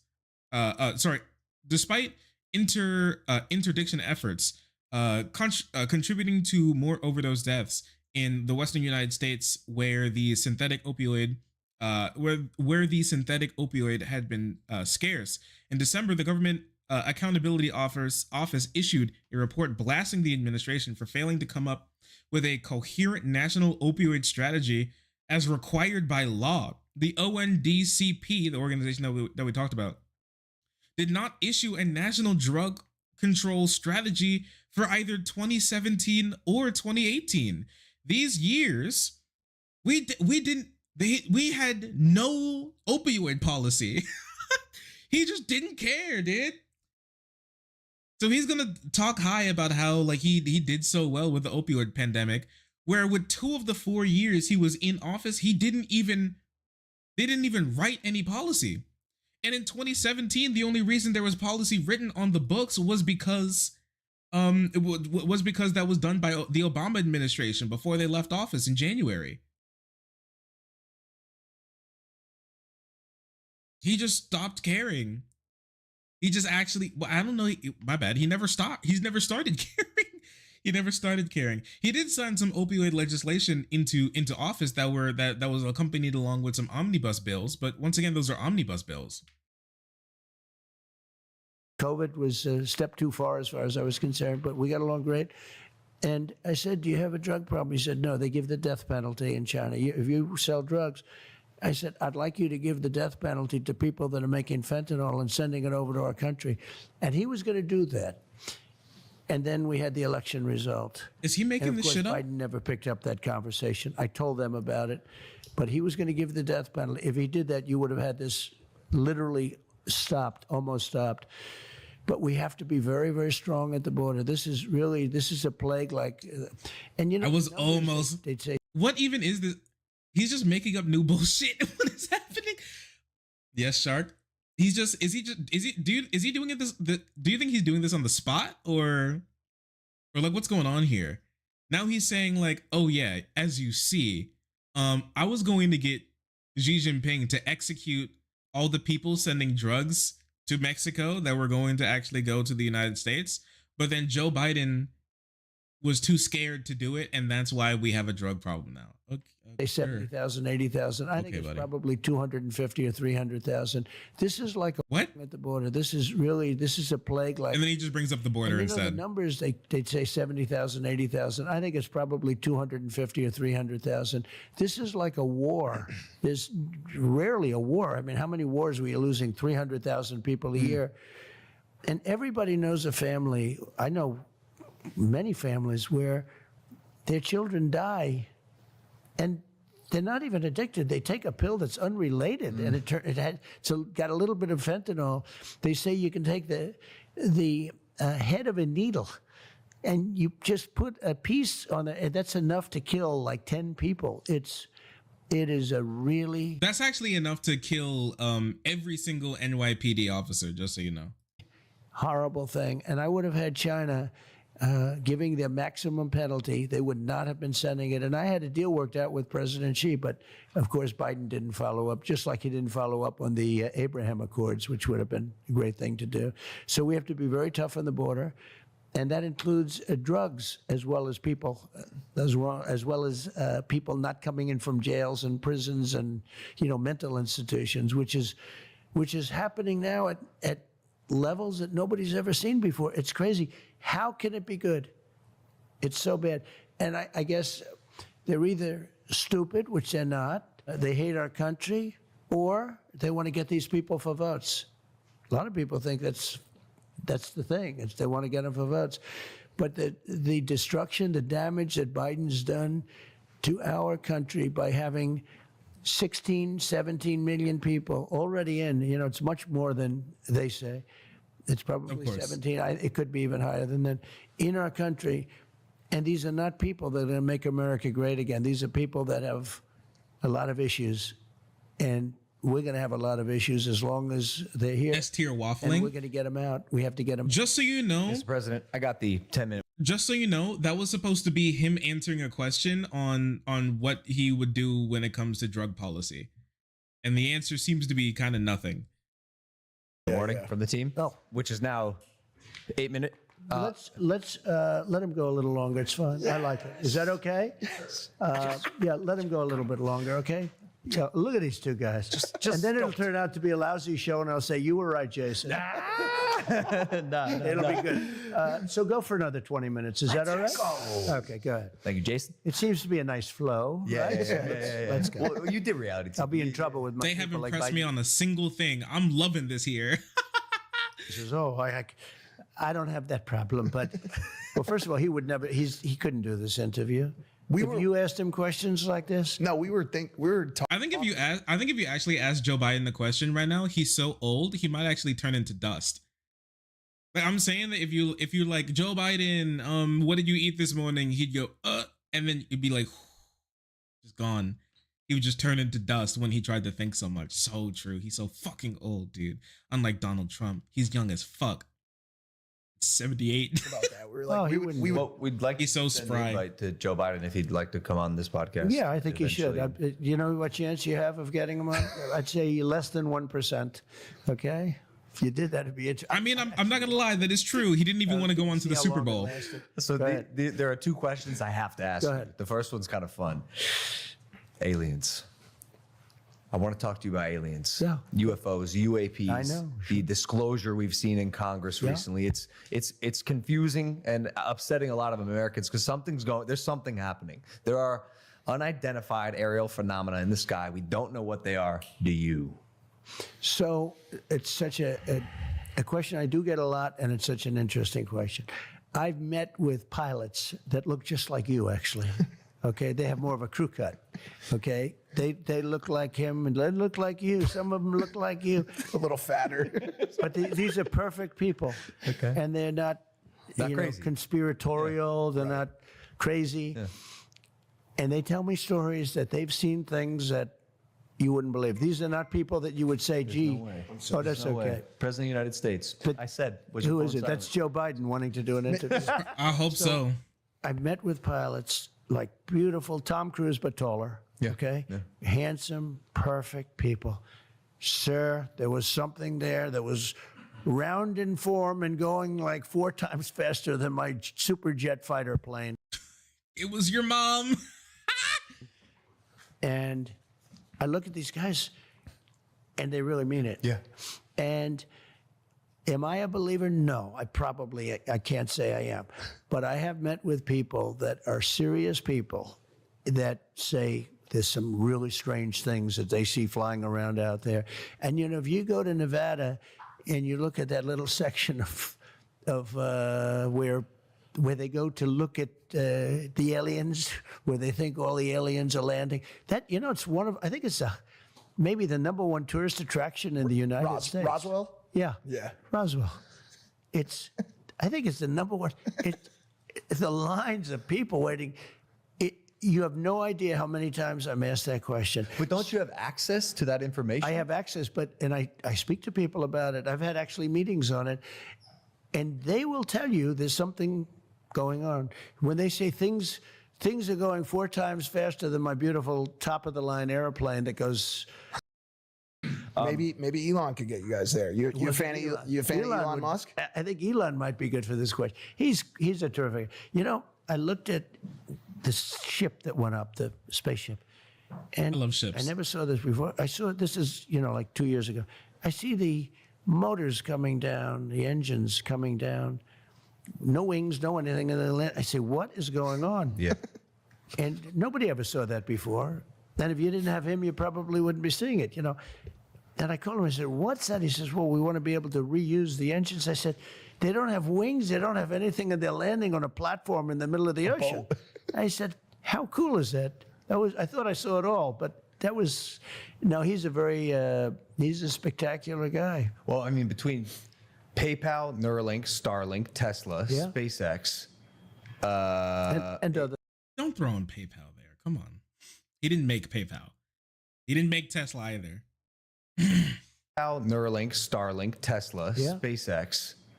And other things. Yeah, no, he's probably one of the greatest minds of our generation. AI, very big, He's possibly even the smartest man to ever exist. Second question, because technology. I think he should have 50 more moving at a babies. rapid pace. That's right. At a pace humanity's never seen before. And the most recent development in technology that is alarming but also cool is artificial He intelligence. bought all of those.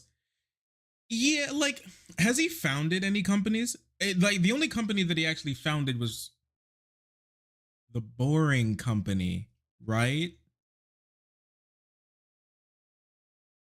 Is that it? He founded PayPal? I don't think that's true, as far as I remember. But I could be wrong.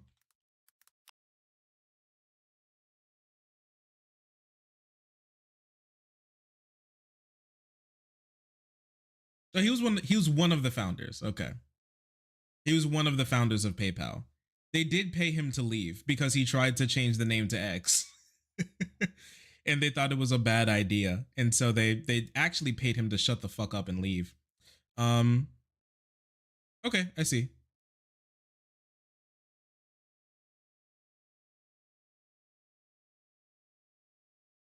Yeah, he was one of the founders back in 1999. They turned PayPal to Leave Pal. You're right. You're right. He did. He was one of the founders of PayPal. You're right. He was there. He was one of the guys who did it. That's really funny, actually. Leave pal. Oh, that was so good. Crazy. Hey,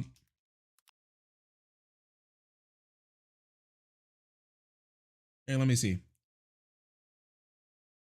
Okay, no, he founded SpaceX, and he was one of the founders. He founded SpaceX. He was one of the founders of PayPal. And I believe he founded Neuralink and the Boring Company. He was not one of the founders of Tesla. That's not true. The most successful one, Tesla. That was not one that he founded. But I mean, SpaceX is another form of success, right? It's the only civilian company that is contracted to work with Tesla and send astronauts to the ISS. That's actually pretty crazy. It is also the #1 company that has contributed to space pollution as well. So it is, it's there's gives and takes. There's definitely gives and takes there. It's curious stuff. AI. Yeah. I think it's going to be eventually to a point where we're not able to tell what's real and what's fake. The era of truth, I believe, is probably slowly, unfortunately, coming to an end. It's over. As you come with receipts. What do you think the government's role in enabling, protecting, or governing AI should be in general? Should this superpower become what we believe it probably will be? Well, it is a superpower, and you want to be right at the beginning of it, but it is very disconcerting. I said, you used the word alarming. It is alarming when I saw a picture of me promoting a product, and I could not tell. The voice was perfect. The lips moved perfectly with every word. The way you couldn't, if you were a lip reader, you'd say it's absolutely perfect. And that's scary, in particular, in one way. If you're the president of the United States and you announce that 13 missiles have been sent to, let's not use the name of a country, we've just sent 13 nuclear missiles heading to somewhere, and they will hit their targets in 12 minutes and 59 seconds. And you're that country, and there's no way of detecting. I asked Elon, is there any way that, like Russia or China, can say that that's not really President Trump? He said there's no way. They'd have to rely on secondary first alert No, they have to systems. rely on a code that if you don't have a certain code, who the hell's going to check? You got like 12 minutes. And let's check the code. Gee, how's everything doing? So what do they do when they see this, right? They have maybe a counterattack. It's so dangerous in that way. Okay. In another way, it's so incredible that what they do is so incredible. I've seen it. I just got back from San Francisco. Just check the fingers. Now we have AI detectors that do a pretty decent job at picking up AI videos these days. That part is true. But they're always battling each other.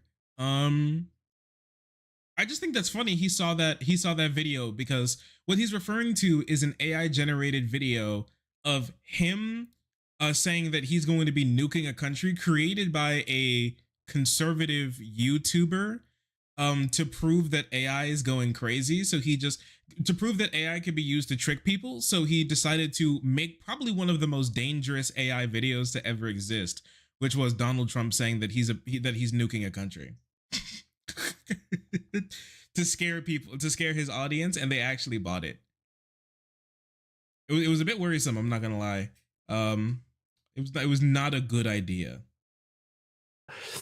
I met with incredible people in San Francisco, and we talked about this. This subject is hot on their plates, the super geniuses. Yep.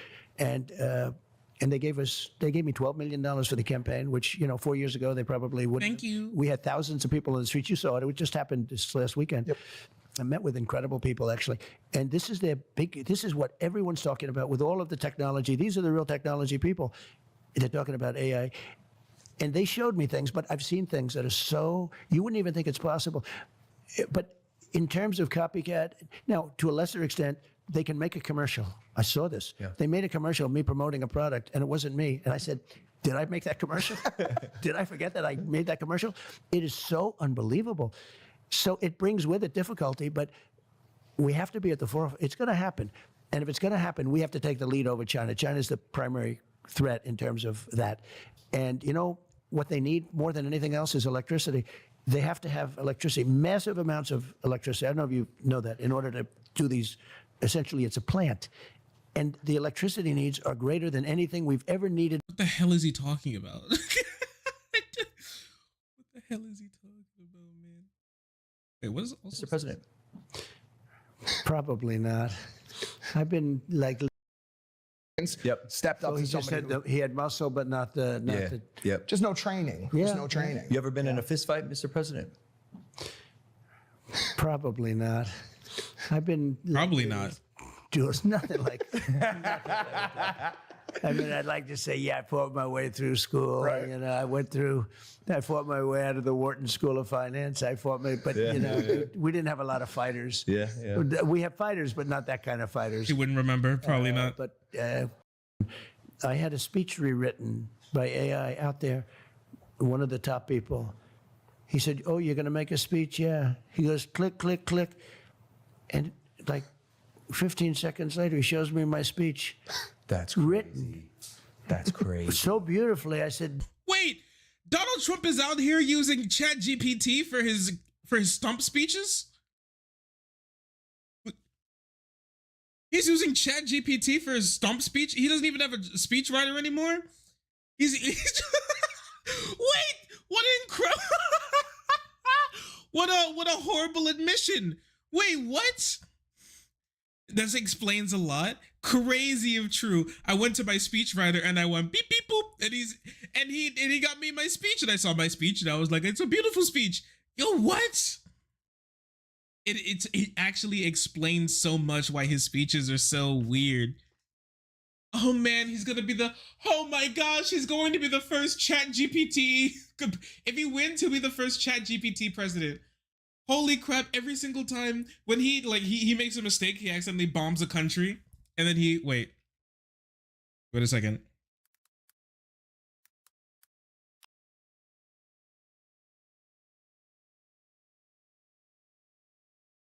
Wait, I gotta pull this up. I gotta log in.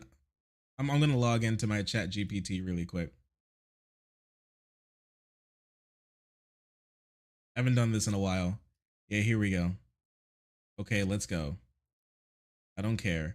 No,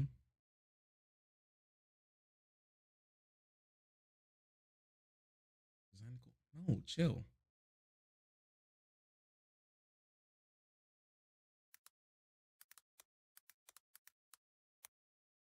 Write a short apology speech for accidentally bombing the wrong country.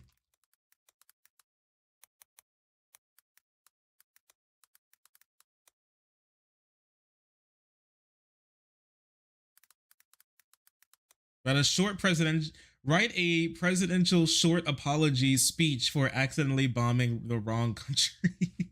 Okay, wait, here we go. Here we go. Perfect. It's my speech, chat. It's my speech. Thank you, Chat GPT. Yes. There we go. Perfect. My fellow citizens and the people of name of wrongly affected country. Today I stand before you with a heavy heart and deep sense of responsibility. Earlier this week, a grave error occurred during a military operation, resulting in the accidental bombing of wrongly affected country.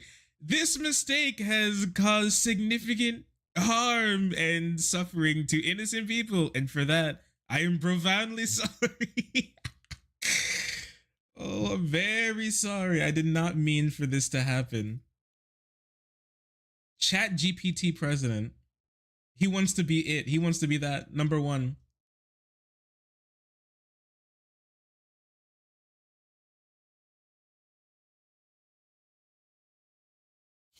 That's actually blowing my mind. How he's like, we need to be really careful with AI. And now he admitted to using Chat GPT for he got too comfortable in this interview. Chat GPT speeches for a real presidential candidate. Chat GPT speeches. I'm actually blown away, dude. This is more egregious than some 15-year-old trying to scam his way through English class with his 3.5 times 12 point font, double spaced, Times New Roman, MLA format essay that he has to write. So, and he wants to play Helldivers instead of actually writing. It's actually blowing my mind.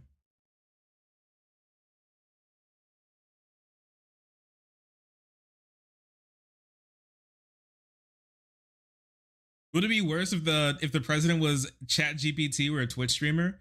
Listen, if he was a Twitch streamer, he may say some bullshit, but at least it would be his own words. At least it'd be something he actually said. This is what happens when you can't afford ghostwriters. Do you think that's what's gonna happen to Drake these days? Instead of hiring ghostwriters, he's gonna have to start to hire ChatGPT.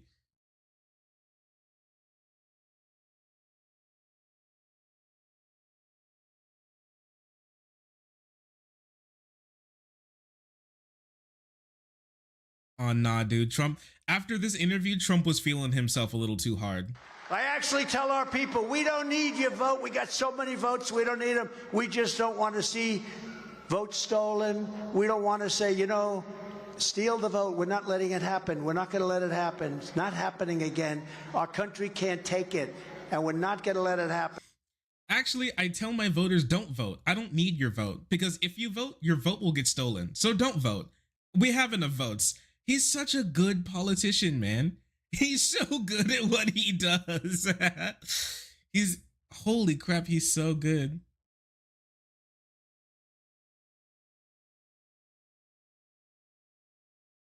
Holy.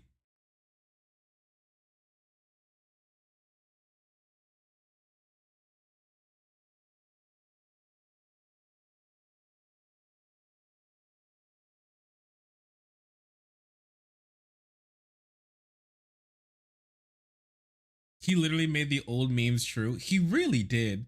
It's so funny. Wait, he's having a speech like right now, or at least he was.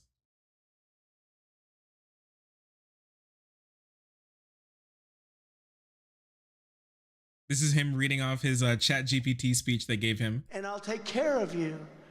Take me in, O tender woman. Take me in, for heaven's sake. Take me in, O tender woman. Sighed the vicious snake, and I'll take care of. Thank you. Thank you, Trump.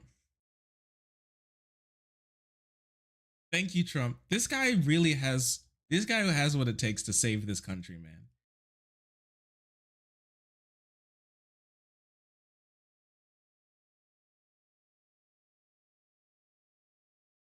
Oh yeah, Trump is so back. He's doing speeches a lot more now, and he's so back. I gave you record tax cuts, record inflation was knocked out. We had inflation like you've never had it, and he's so back. He's so back. Oh man. Now that's the Trump that I remember. That's the Trump that I remember. Yeah, wild softball interview. Somehow he still kind of bombed it too, which is really funny.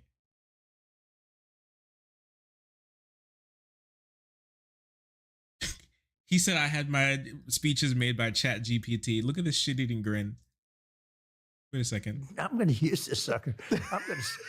I've never seen anything like it. He shows me my speech.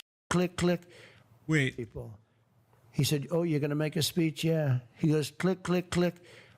And like 15 seconds later, he shows me my speech. That's crazy. Written. That's crazy. So beautifully, I said, I'm going to use this sucker. I've never seen anything like it. What'd you say to your speechwriter after that? You're fired. I said, you're fired, Vince. Get the hell out of here. No. This was so crazy. It took it, and it made it unbelievable. And it's so fast. You just say, I'm writing a speech about these two young, beautiful men that are great fighters and sort of great at a lot of things, and tell me about them and say some nice things, and period. And then that comes out. Logan in particular is a great champion. Yeah. Jake is also good. See, I'm doing that only because you happen to. I appreciate that. But no, it comes out with the most beautiful writing. He really is. So He really is the Chat GPT president. He really is the Chat GPT president, huh? That's actually him. These beautiful men. Write me a beautiful speech about these beautiful men, beautiful GPT. Yo, forget the age of the teleprompter president. Get ready for the Chat GPT president. This is what's happening. He's so lazy. One industry I think that will be gone are these wonderful speechwriters. He's actually like, I'm getting rid of my speechwriter, man. I kind of want this to happen. I want the final leg of the campaign trail to be Donald Trump firing Vince, his speechwriter, and writing his own speeches in Chat GPT with Chat GPT. I can't even tell you how on board I would be for that. It's so funny. It's so funny. The Chat GPT president. You go, Chat GPT guy. Go ahead. Go ahead. Have Chat GPT write you another. Have Chat GPT write you another speech, man. How you gonna reply to this? Have Chat GPT do it. You don't even need to speak anymore. Just have Chat GPT write the speech and then put it through a Donald Trump voice, and then put it through a Donald Trump AI voice modifier, and then just have that guy say the voice, and then just give it to Fox News or something, and he could chill out all day. It's so easy being the president now. Oh my gosh, who could have seen this coming? What a king.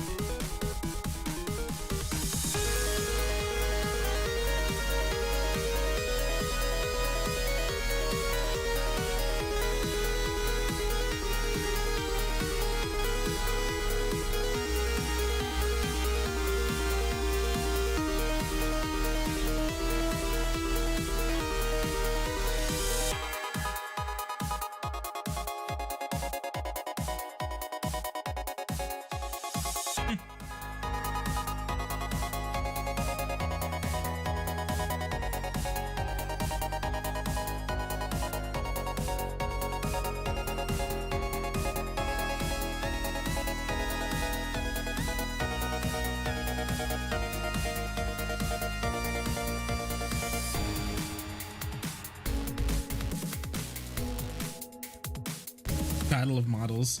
Conservative Chat GPT versus Democrat Chat GPT. Holy crap, oh my gosh, can you imagine the next debate is actually going to be Biden's Chat GPT versus Trump's Chat GPT?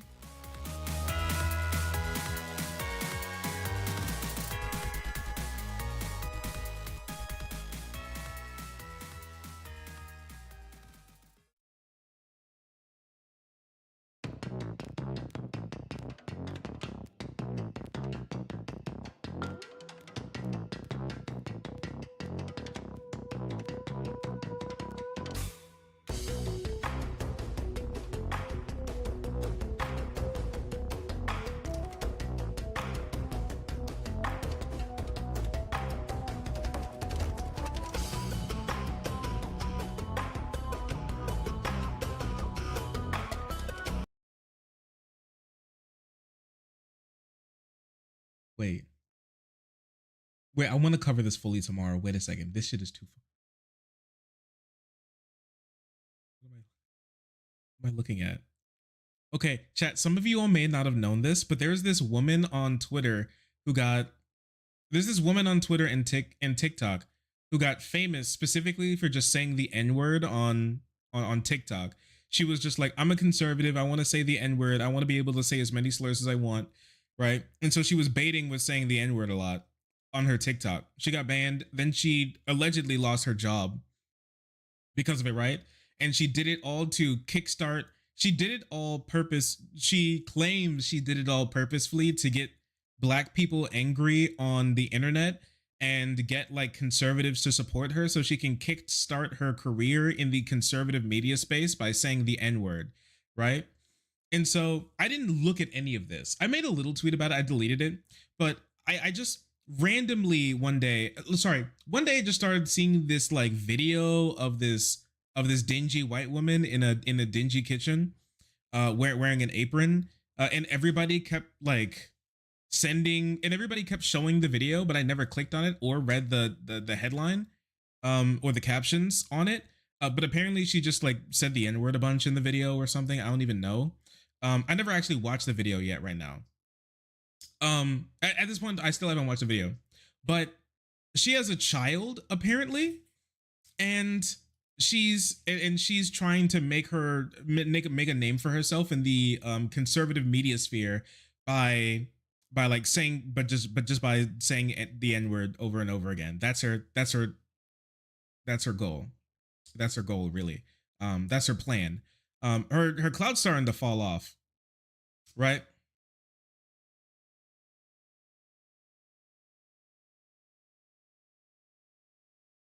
What the fuck? Yeah, there's one of her tweets that are like, "You're canceling me, but not this N-word question mark," and then the F word, right? And things were going really well for her. Okay, things were going really, really well for her. She was like, all the conservative media outlets came out for her.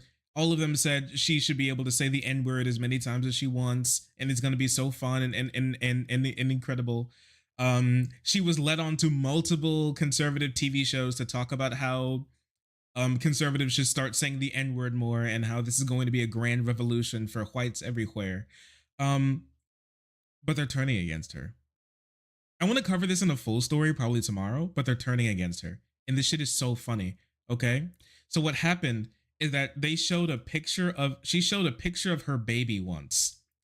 And that's when it all came crashing down. Because this is what the baby looks like. All right. This is what her baby looks like. The baby is not white.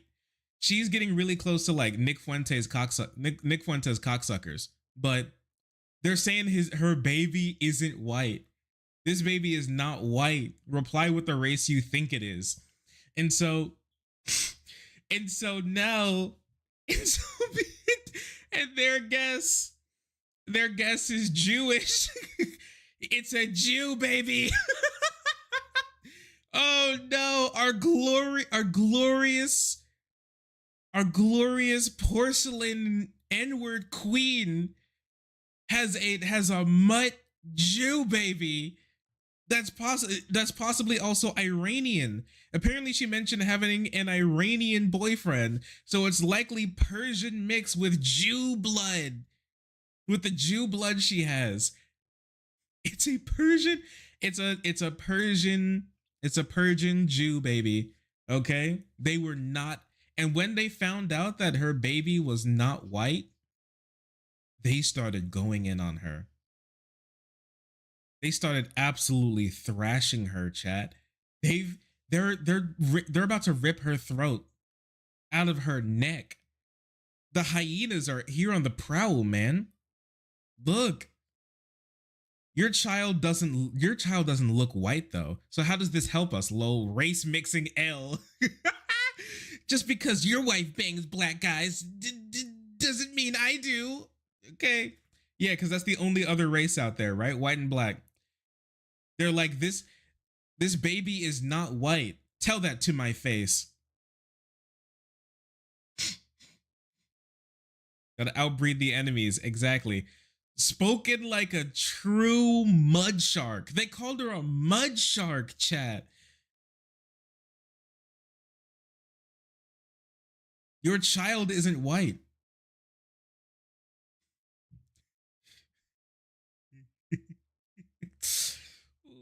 Your child isn't, aren't you a mud shark? What? Is that a term that they call them? Mud shark? Not helping if your child is mixed, lol. She's fighting for her life in this comment section, begging for people to so she's fighting for her life in this comment section, begging for people to believe that her child is actually a purebred white, and not like an Iranian mixed. They said, "Hail to the N-word, baby."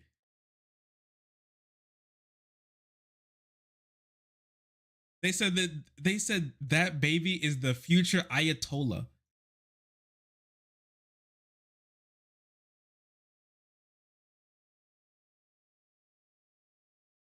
Base conservative N-word girl is a single. Oh, she's a single mother too. No, they're cooking her ass. Single mother, mixed baby. Oh yeah, she's done. Her career in conservative politics, it's done. It's finished. It's finished. For the conservatives that would give her money for being the N-word girl, yeah, nah, it's done. It's done. It's done. She's finished. Yeah, the daddy bailed. Daddy bailed. Mixed baby. She's Jewish.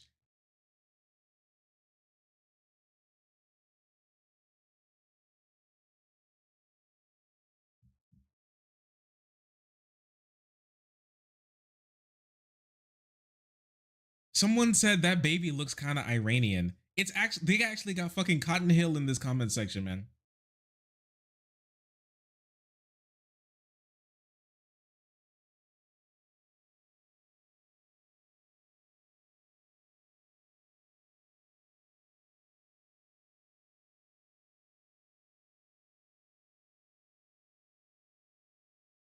Racist tries to get successful by saying slurs, fails horribly. This shit is too funny. They're all jumping on her for having they're all jumping on her for having an apparently mixed baby.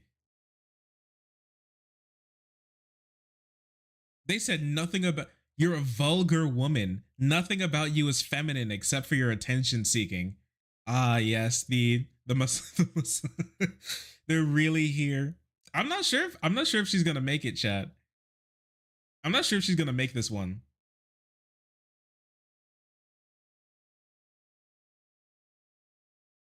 I'm not sure if she's gonna continue through this one.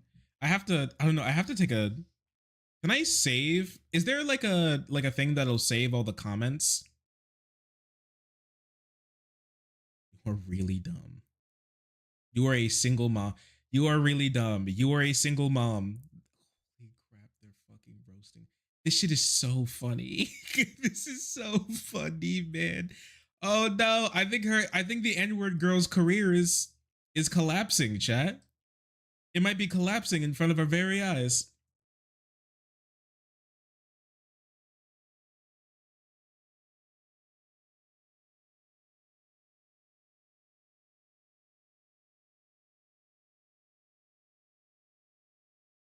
Wait, in response to somebody, so somebody said that baby's not white. She said, "Tell that to my face," and then they commented, ratioed her like by multiple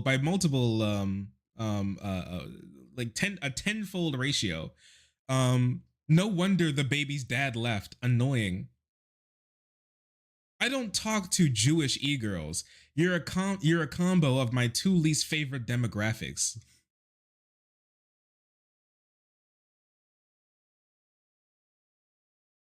Dude, Elon's Twitter is genuinely insane, man.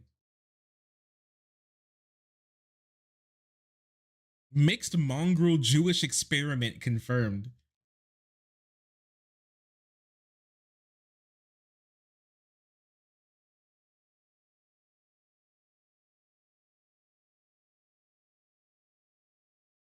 El Nazi. El Nazi. It really is El Nazi, right?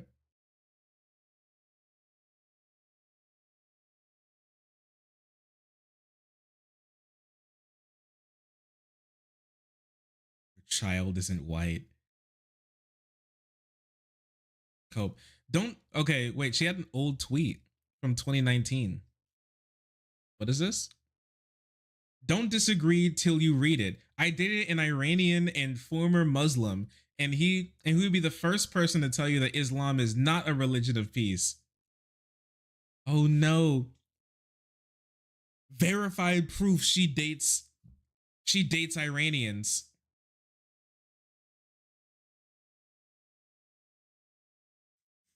Nah, dude. This is so sad.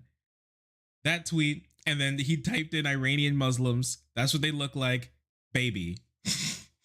They're doing phrenology on her baby. Look what you've gotten yourself into, you dumb piece of shit. Your time is up, Karen. So now they're saying that that the baby is Iranian. It's an Iranian baby. They're not white.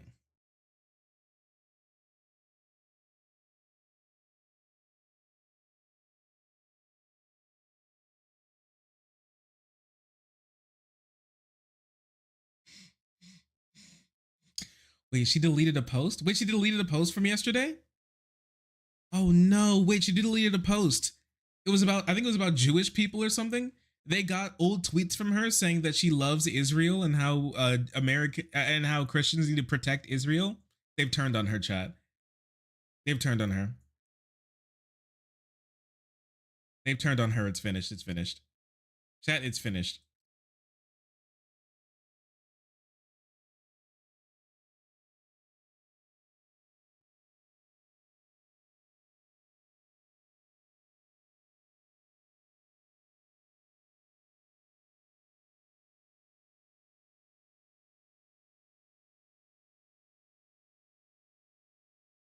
People say, isn't your kid black? Where's...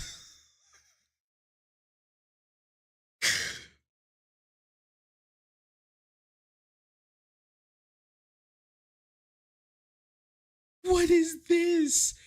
Disney finding daddy. Where's Tyrone?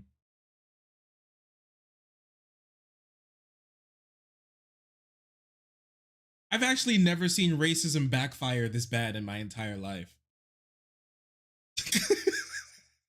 I've never seen racism backfire this bad ever. This is crazy. They're cooking her. This is next level. She's being you know what this is like? You know what this is? She got an audience by just saying the N-word over and over and over again. And they boosted her for saying the N-word. You know what this is like? This is exactly what this shit is like. Wait a second. Wait one moment.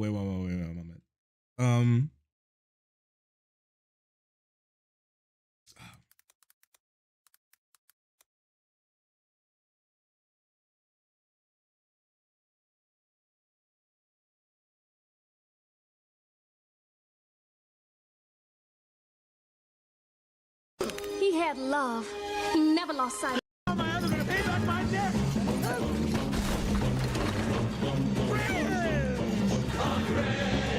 Are you ready? Are you ready? I promise you, my baby, he's white. He's definitely not Iranian. He's not black. My baby isn't black. I promise my baby is. Are you ready? I'm not ready at all. Get back. I'm not ready at all. In fact, I got a couple more slurs in me. Are you ready? Oh, they're calling. Oh, her friends on the other side are calling. Oh, they're calling.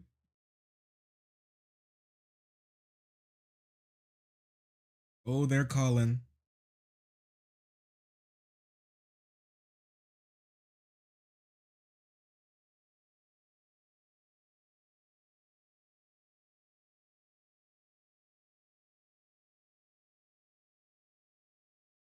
Are you ready?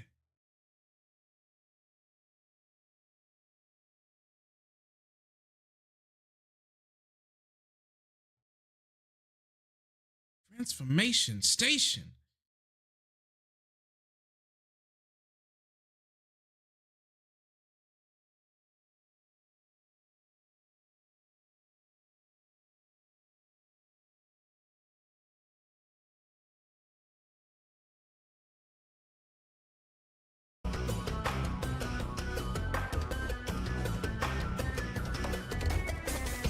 Please, I promise you my baby isn't black. I promise my baby's white, please. Don't kick me out. Don't kick me out of the slur circle, please. I need the slur circle, please, please. Oh no, please.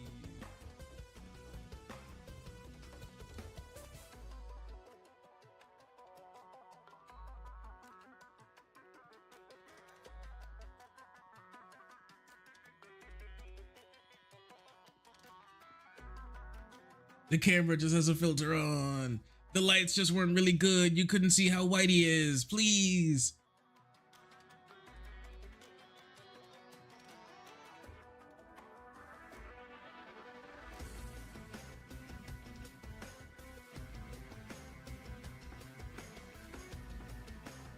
Okay, well.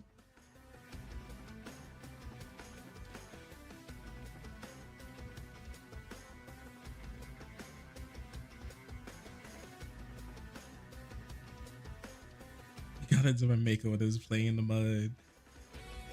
Rip racist lady's racism career, I guess. I don't know. She tried to save it by like tweeting, "I hate gay people" or something. She tried to save it. She's doing her best. She's working on it.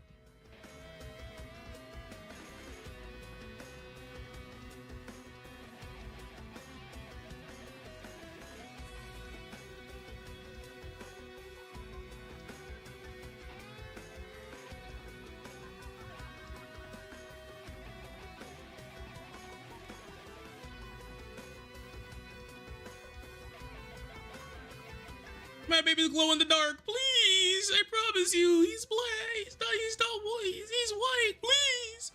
Dude, England sucks so bad. Can you imagine living in England? I feel so bad for them. Their shit sucks so bad. This is not like this is not supposed to be like an anti-English meme or anything. I'm being so for real right now.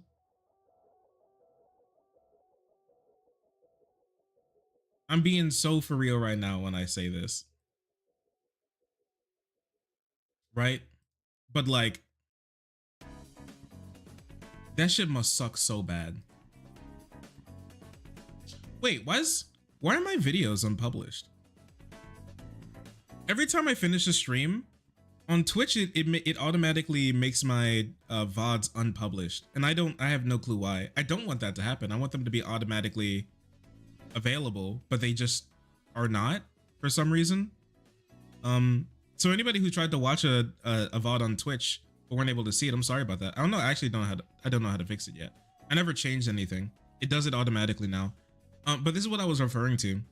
Latest YouGov polling intention. Reform now 1 point ahead of the Tories for the first time ever. Yeah, so take a look at this. All these parties polling so incredibly low. Labour Party, which is an incredibly garbage party still, polling this high, but even they've been falling in the last like 2 weeks or so. Like,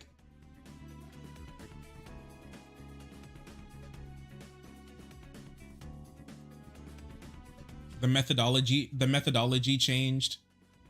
Labor completely lost a lot of steam, and they've been losing points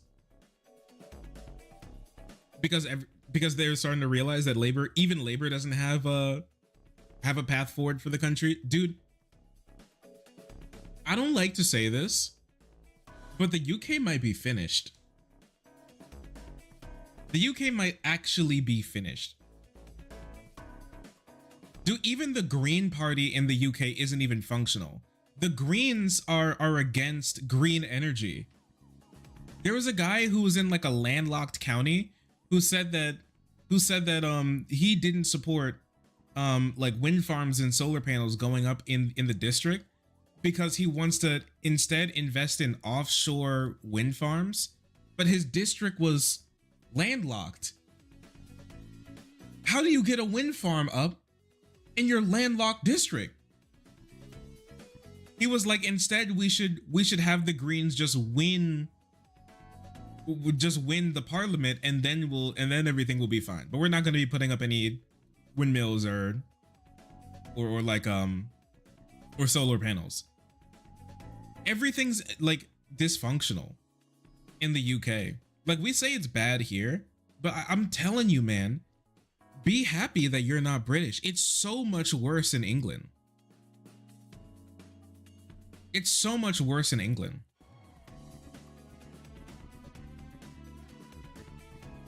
All of these parties are trash. I was thinking like, oh, like how's like a good party doing? The Labour, terrible party. Conservatives, genuinely horrible party. Lib Dems, terrible party. The Greens are a terrible party. Reform is one of the worst parties, if not the worst party. I think SNP's not a good party either. Like if you're somebody who wants the UK to be better, who do you vote for, dude? No one. All their parties are ass. How do you do it? How does this even work? I actually don't get it. I don't understand it. Dude, I would fall to my, if I was like a political person in the UK, dude, I'd fall to my knees. I'd say make a new party. I think it might be time to make a new party or something. Like the people who still have at least some brain cells in Labour, like they gotta do something.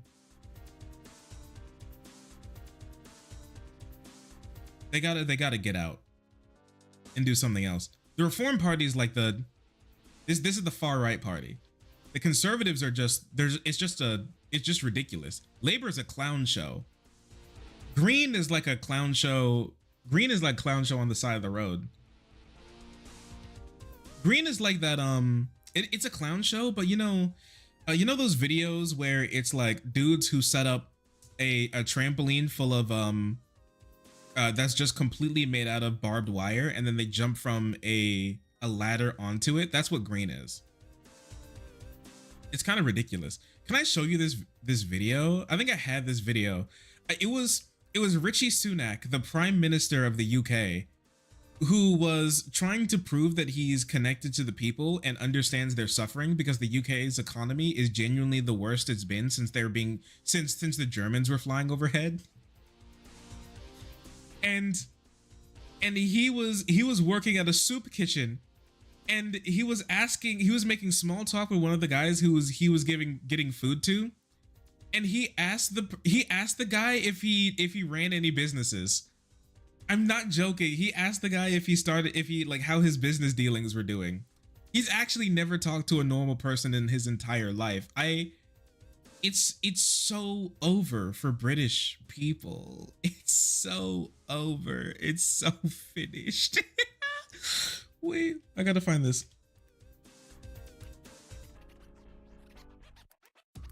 Rishi Sunak. Can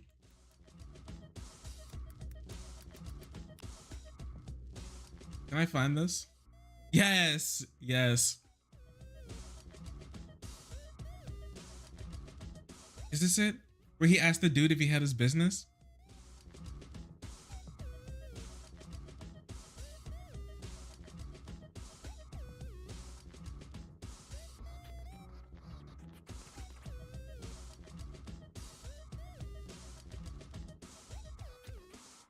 Do you work in business? Wait a second. Can I find this? Where's this? That's it? Morning. I'm alright, how are you? Yeah, that's right. I'm Rishi. What's your name? Dean. How are you? Hungry? Well, we're getting some good breakfast. You know, would you like sausages? Some toast? You've been here before, have you? I have, yeah. Yeah, it's a great place, isn't it? It's a superb job. Right, that's that. That's some cutlery. Let me get. Well, that is exactly what I'm trying to do. Exactly what I'm trying to do. There's business. What do you have? You work in a business? Do you want some fruit? I'm homeless. I'm actually a homeless person, but I'm interested in business. Yeah. What kind? So what you been up to? You work in business? No, I'm homeless. Why do you think he's at the soup kitchen for fun? You work in the business sector? No, I'm homeless. I don't have a job. That's why I'm at the soup kitchen, actually. Having to get free food. Actually, I don't. I'm just so Am I racist for mixing up Vivek Ramaswamy and Richie Sunak? Yes, actually, because they actually look nothing like. They look nothing alike. You are actually racism. They look. They don't look similar at all. Oh no. So you work in real estate? Yeah, man. I live in my car. Oh, I live in my car and I don't have enough money to pay for gas to turn it on. So I just kind of sit in the cold in my car. It's the engine's been off for so long, I think it might blow up. It might blow up if I tried to turn it back on again. Can I get another sausage, please? Business. Like finance is good for the city, and when finance and stuff's doing well, we'll do well in London. So Yeah, that's absolutely right. Yeah, that's absolutely right. So I used to work in finance, actually. Yeah, I know. Yeah. Investment bank. Yeah, well, I did lots of different things, but you're right. 'Cause I think I used to work in finance. I'm homeless.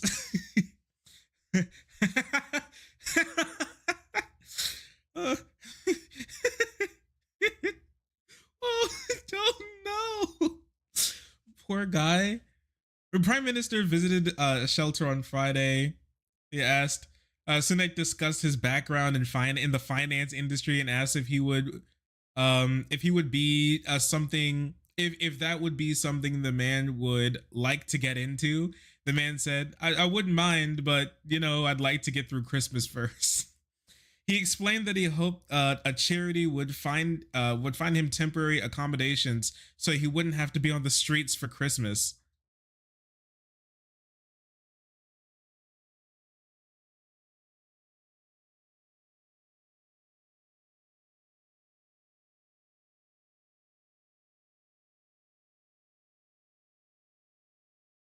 Well, welcome to the UK, man.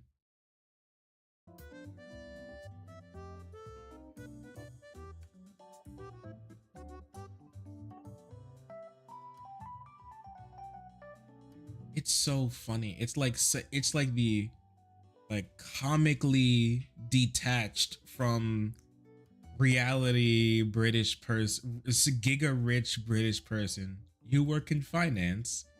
Hey, you work in finance. You work in the business sector. Bro, I'm homeless. Why do you think I'm here?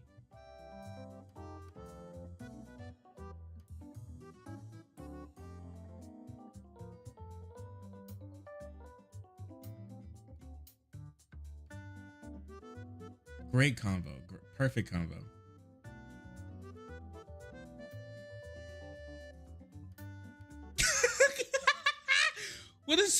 What's Elon doing?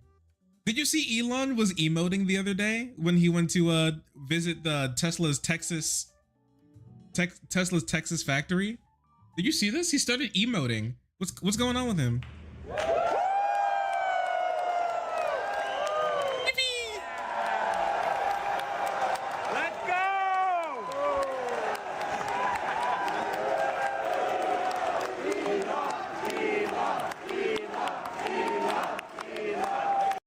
He's so weird.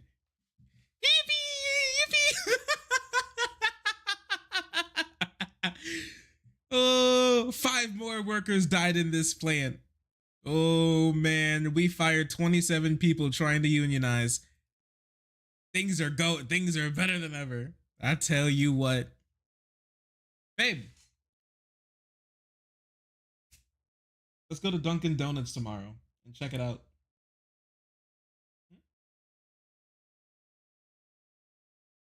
Okay.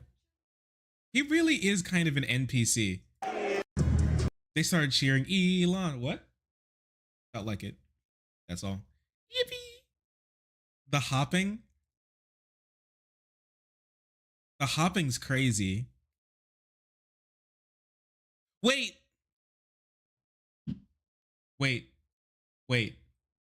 I just thought of something, chat. Boing.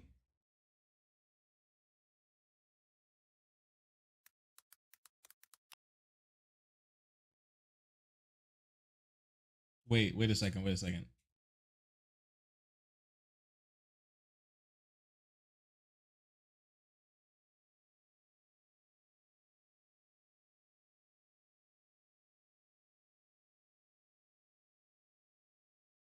Yeah, here we go. I got it.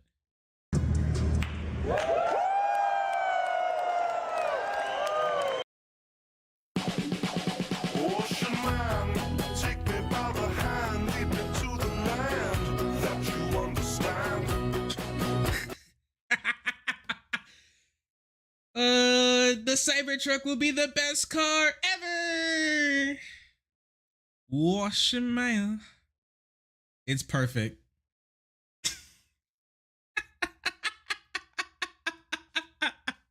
Roll credits. And that was Elon, everyone. That was Elon. Perfect. Incredible movie. So Kino. I'll be watching that one again soon.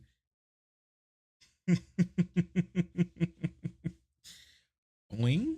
Don't tarnish my boy Sponge like this. It's so perfect.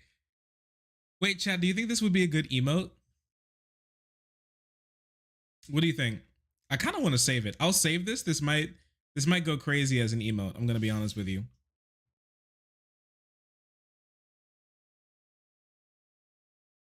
Right? Like this. Can you imagine? They're kind of like this, and whenever you're happy, you can just point, I don't know, Elon bounce. Maybe animated. Yeah, animated where it's like you post it and he goes and he's like jump and it bounces up and down. It bounces. Yippee!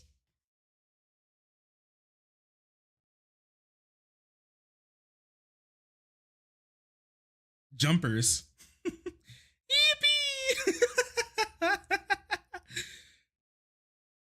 He's such a weirdo. He really is a weirdo. He's such a curious character. He kind of scares me. I'm gonna be real. He actually, like, we kind of joke around a bit. He actually kind of scares me. He kind of scares me. I'll be real. I'll be real.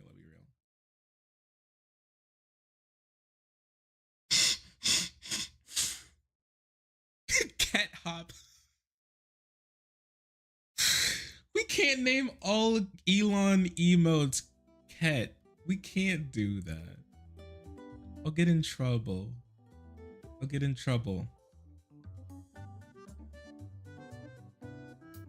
No. We can. We can't. Can't we? We shouldn't. We shouldn't. Oh man. Okay. All right. That's all I got for today. I gotta get to bed. I gotta get to bed early. I still gotta make a thumbnail for today's video. What do you think I should make it? It's the John Zerka like weird things that they did with children. What John Zerka and Heel Mike did with them kids. Not sure what I'm gonna name it. What do you guys think? Was anybody there for that kick drama a video that we did on stream? What do you guys think I should name that? Because I'm still not sure.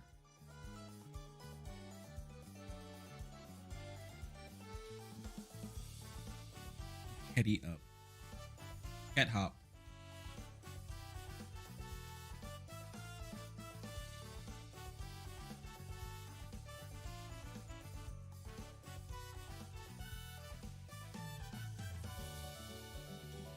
Kickoff. Absolutely not. I appreciate you though. The kickoff? Well, it's kick is spelled like normal kick.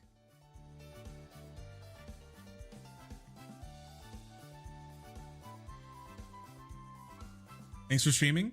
Lovely to see you and everyone as always. Yeah, thank you so much for being around. I appreciate you. Love to have you back for another stream. Have a good night. I don't know. I'll figure it out. I'll figure it out. Because I think this is the worst kick drama, if I'm going to be completely honest with you.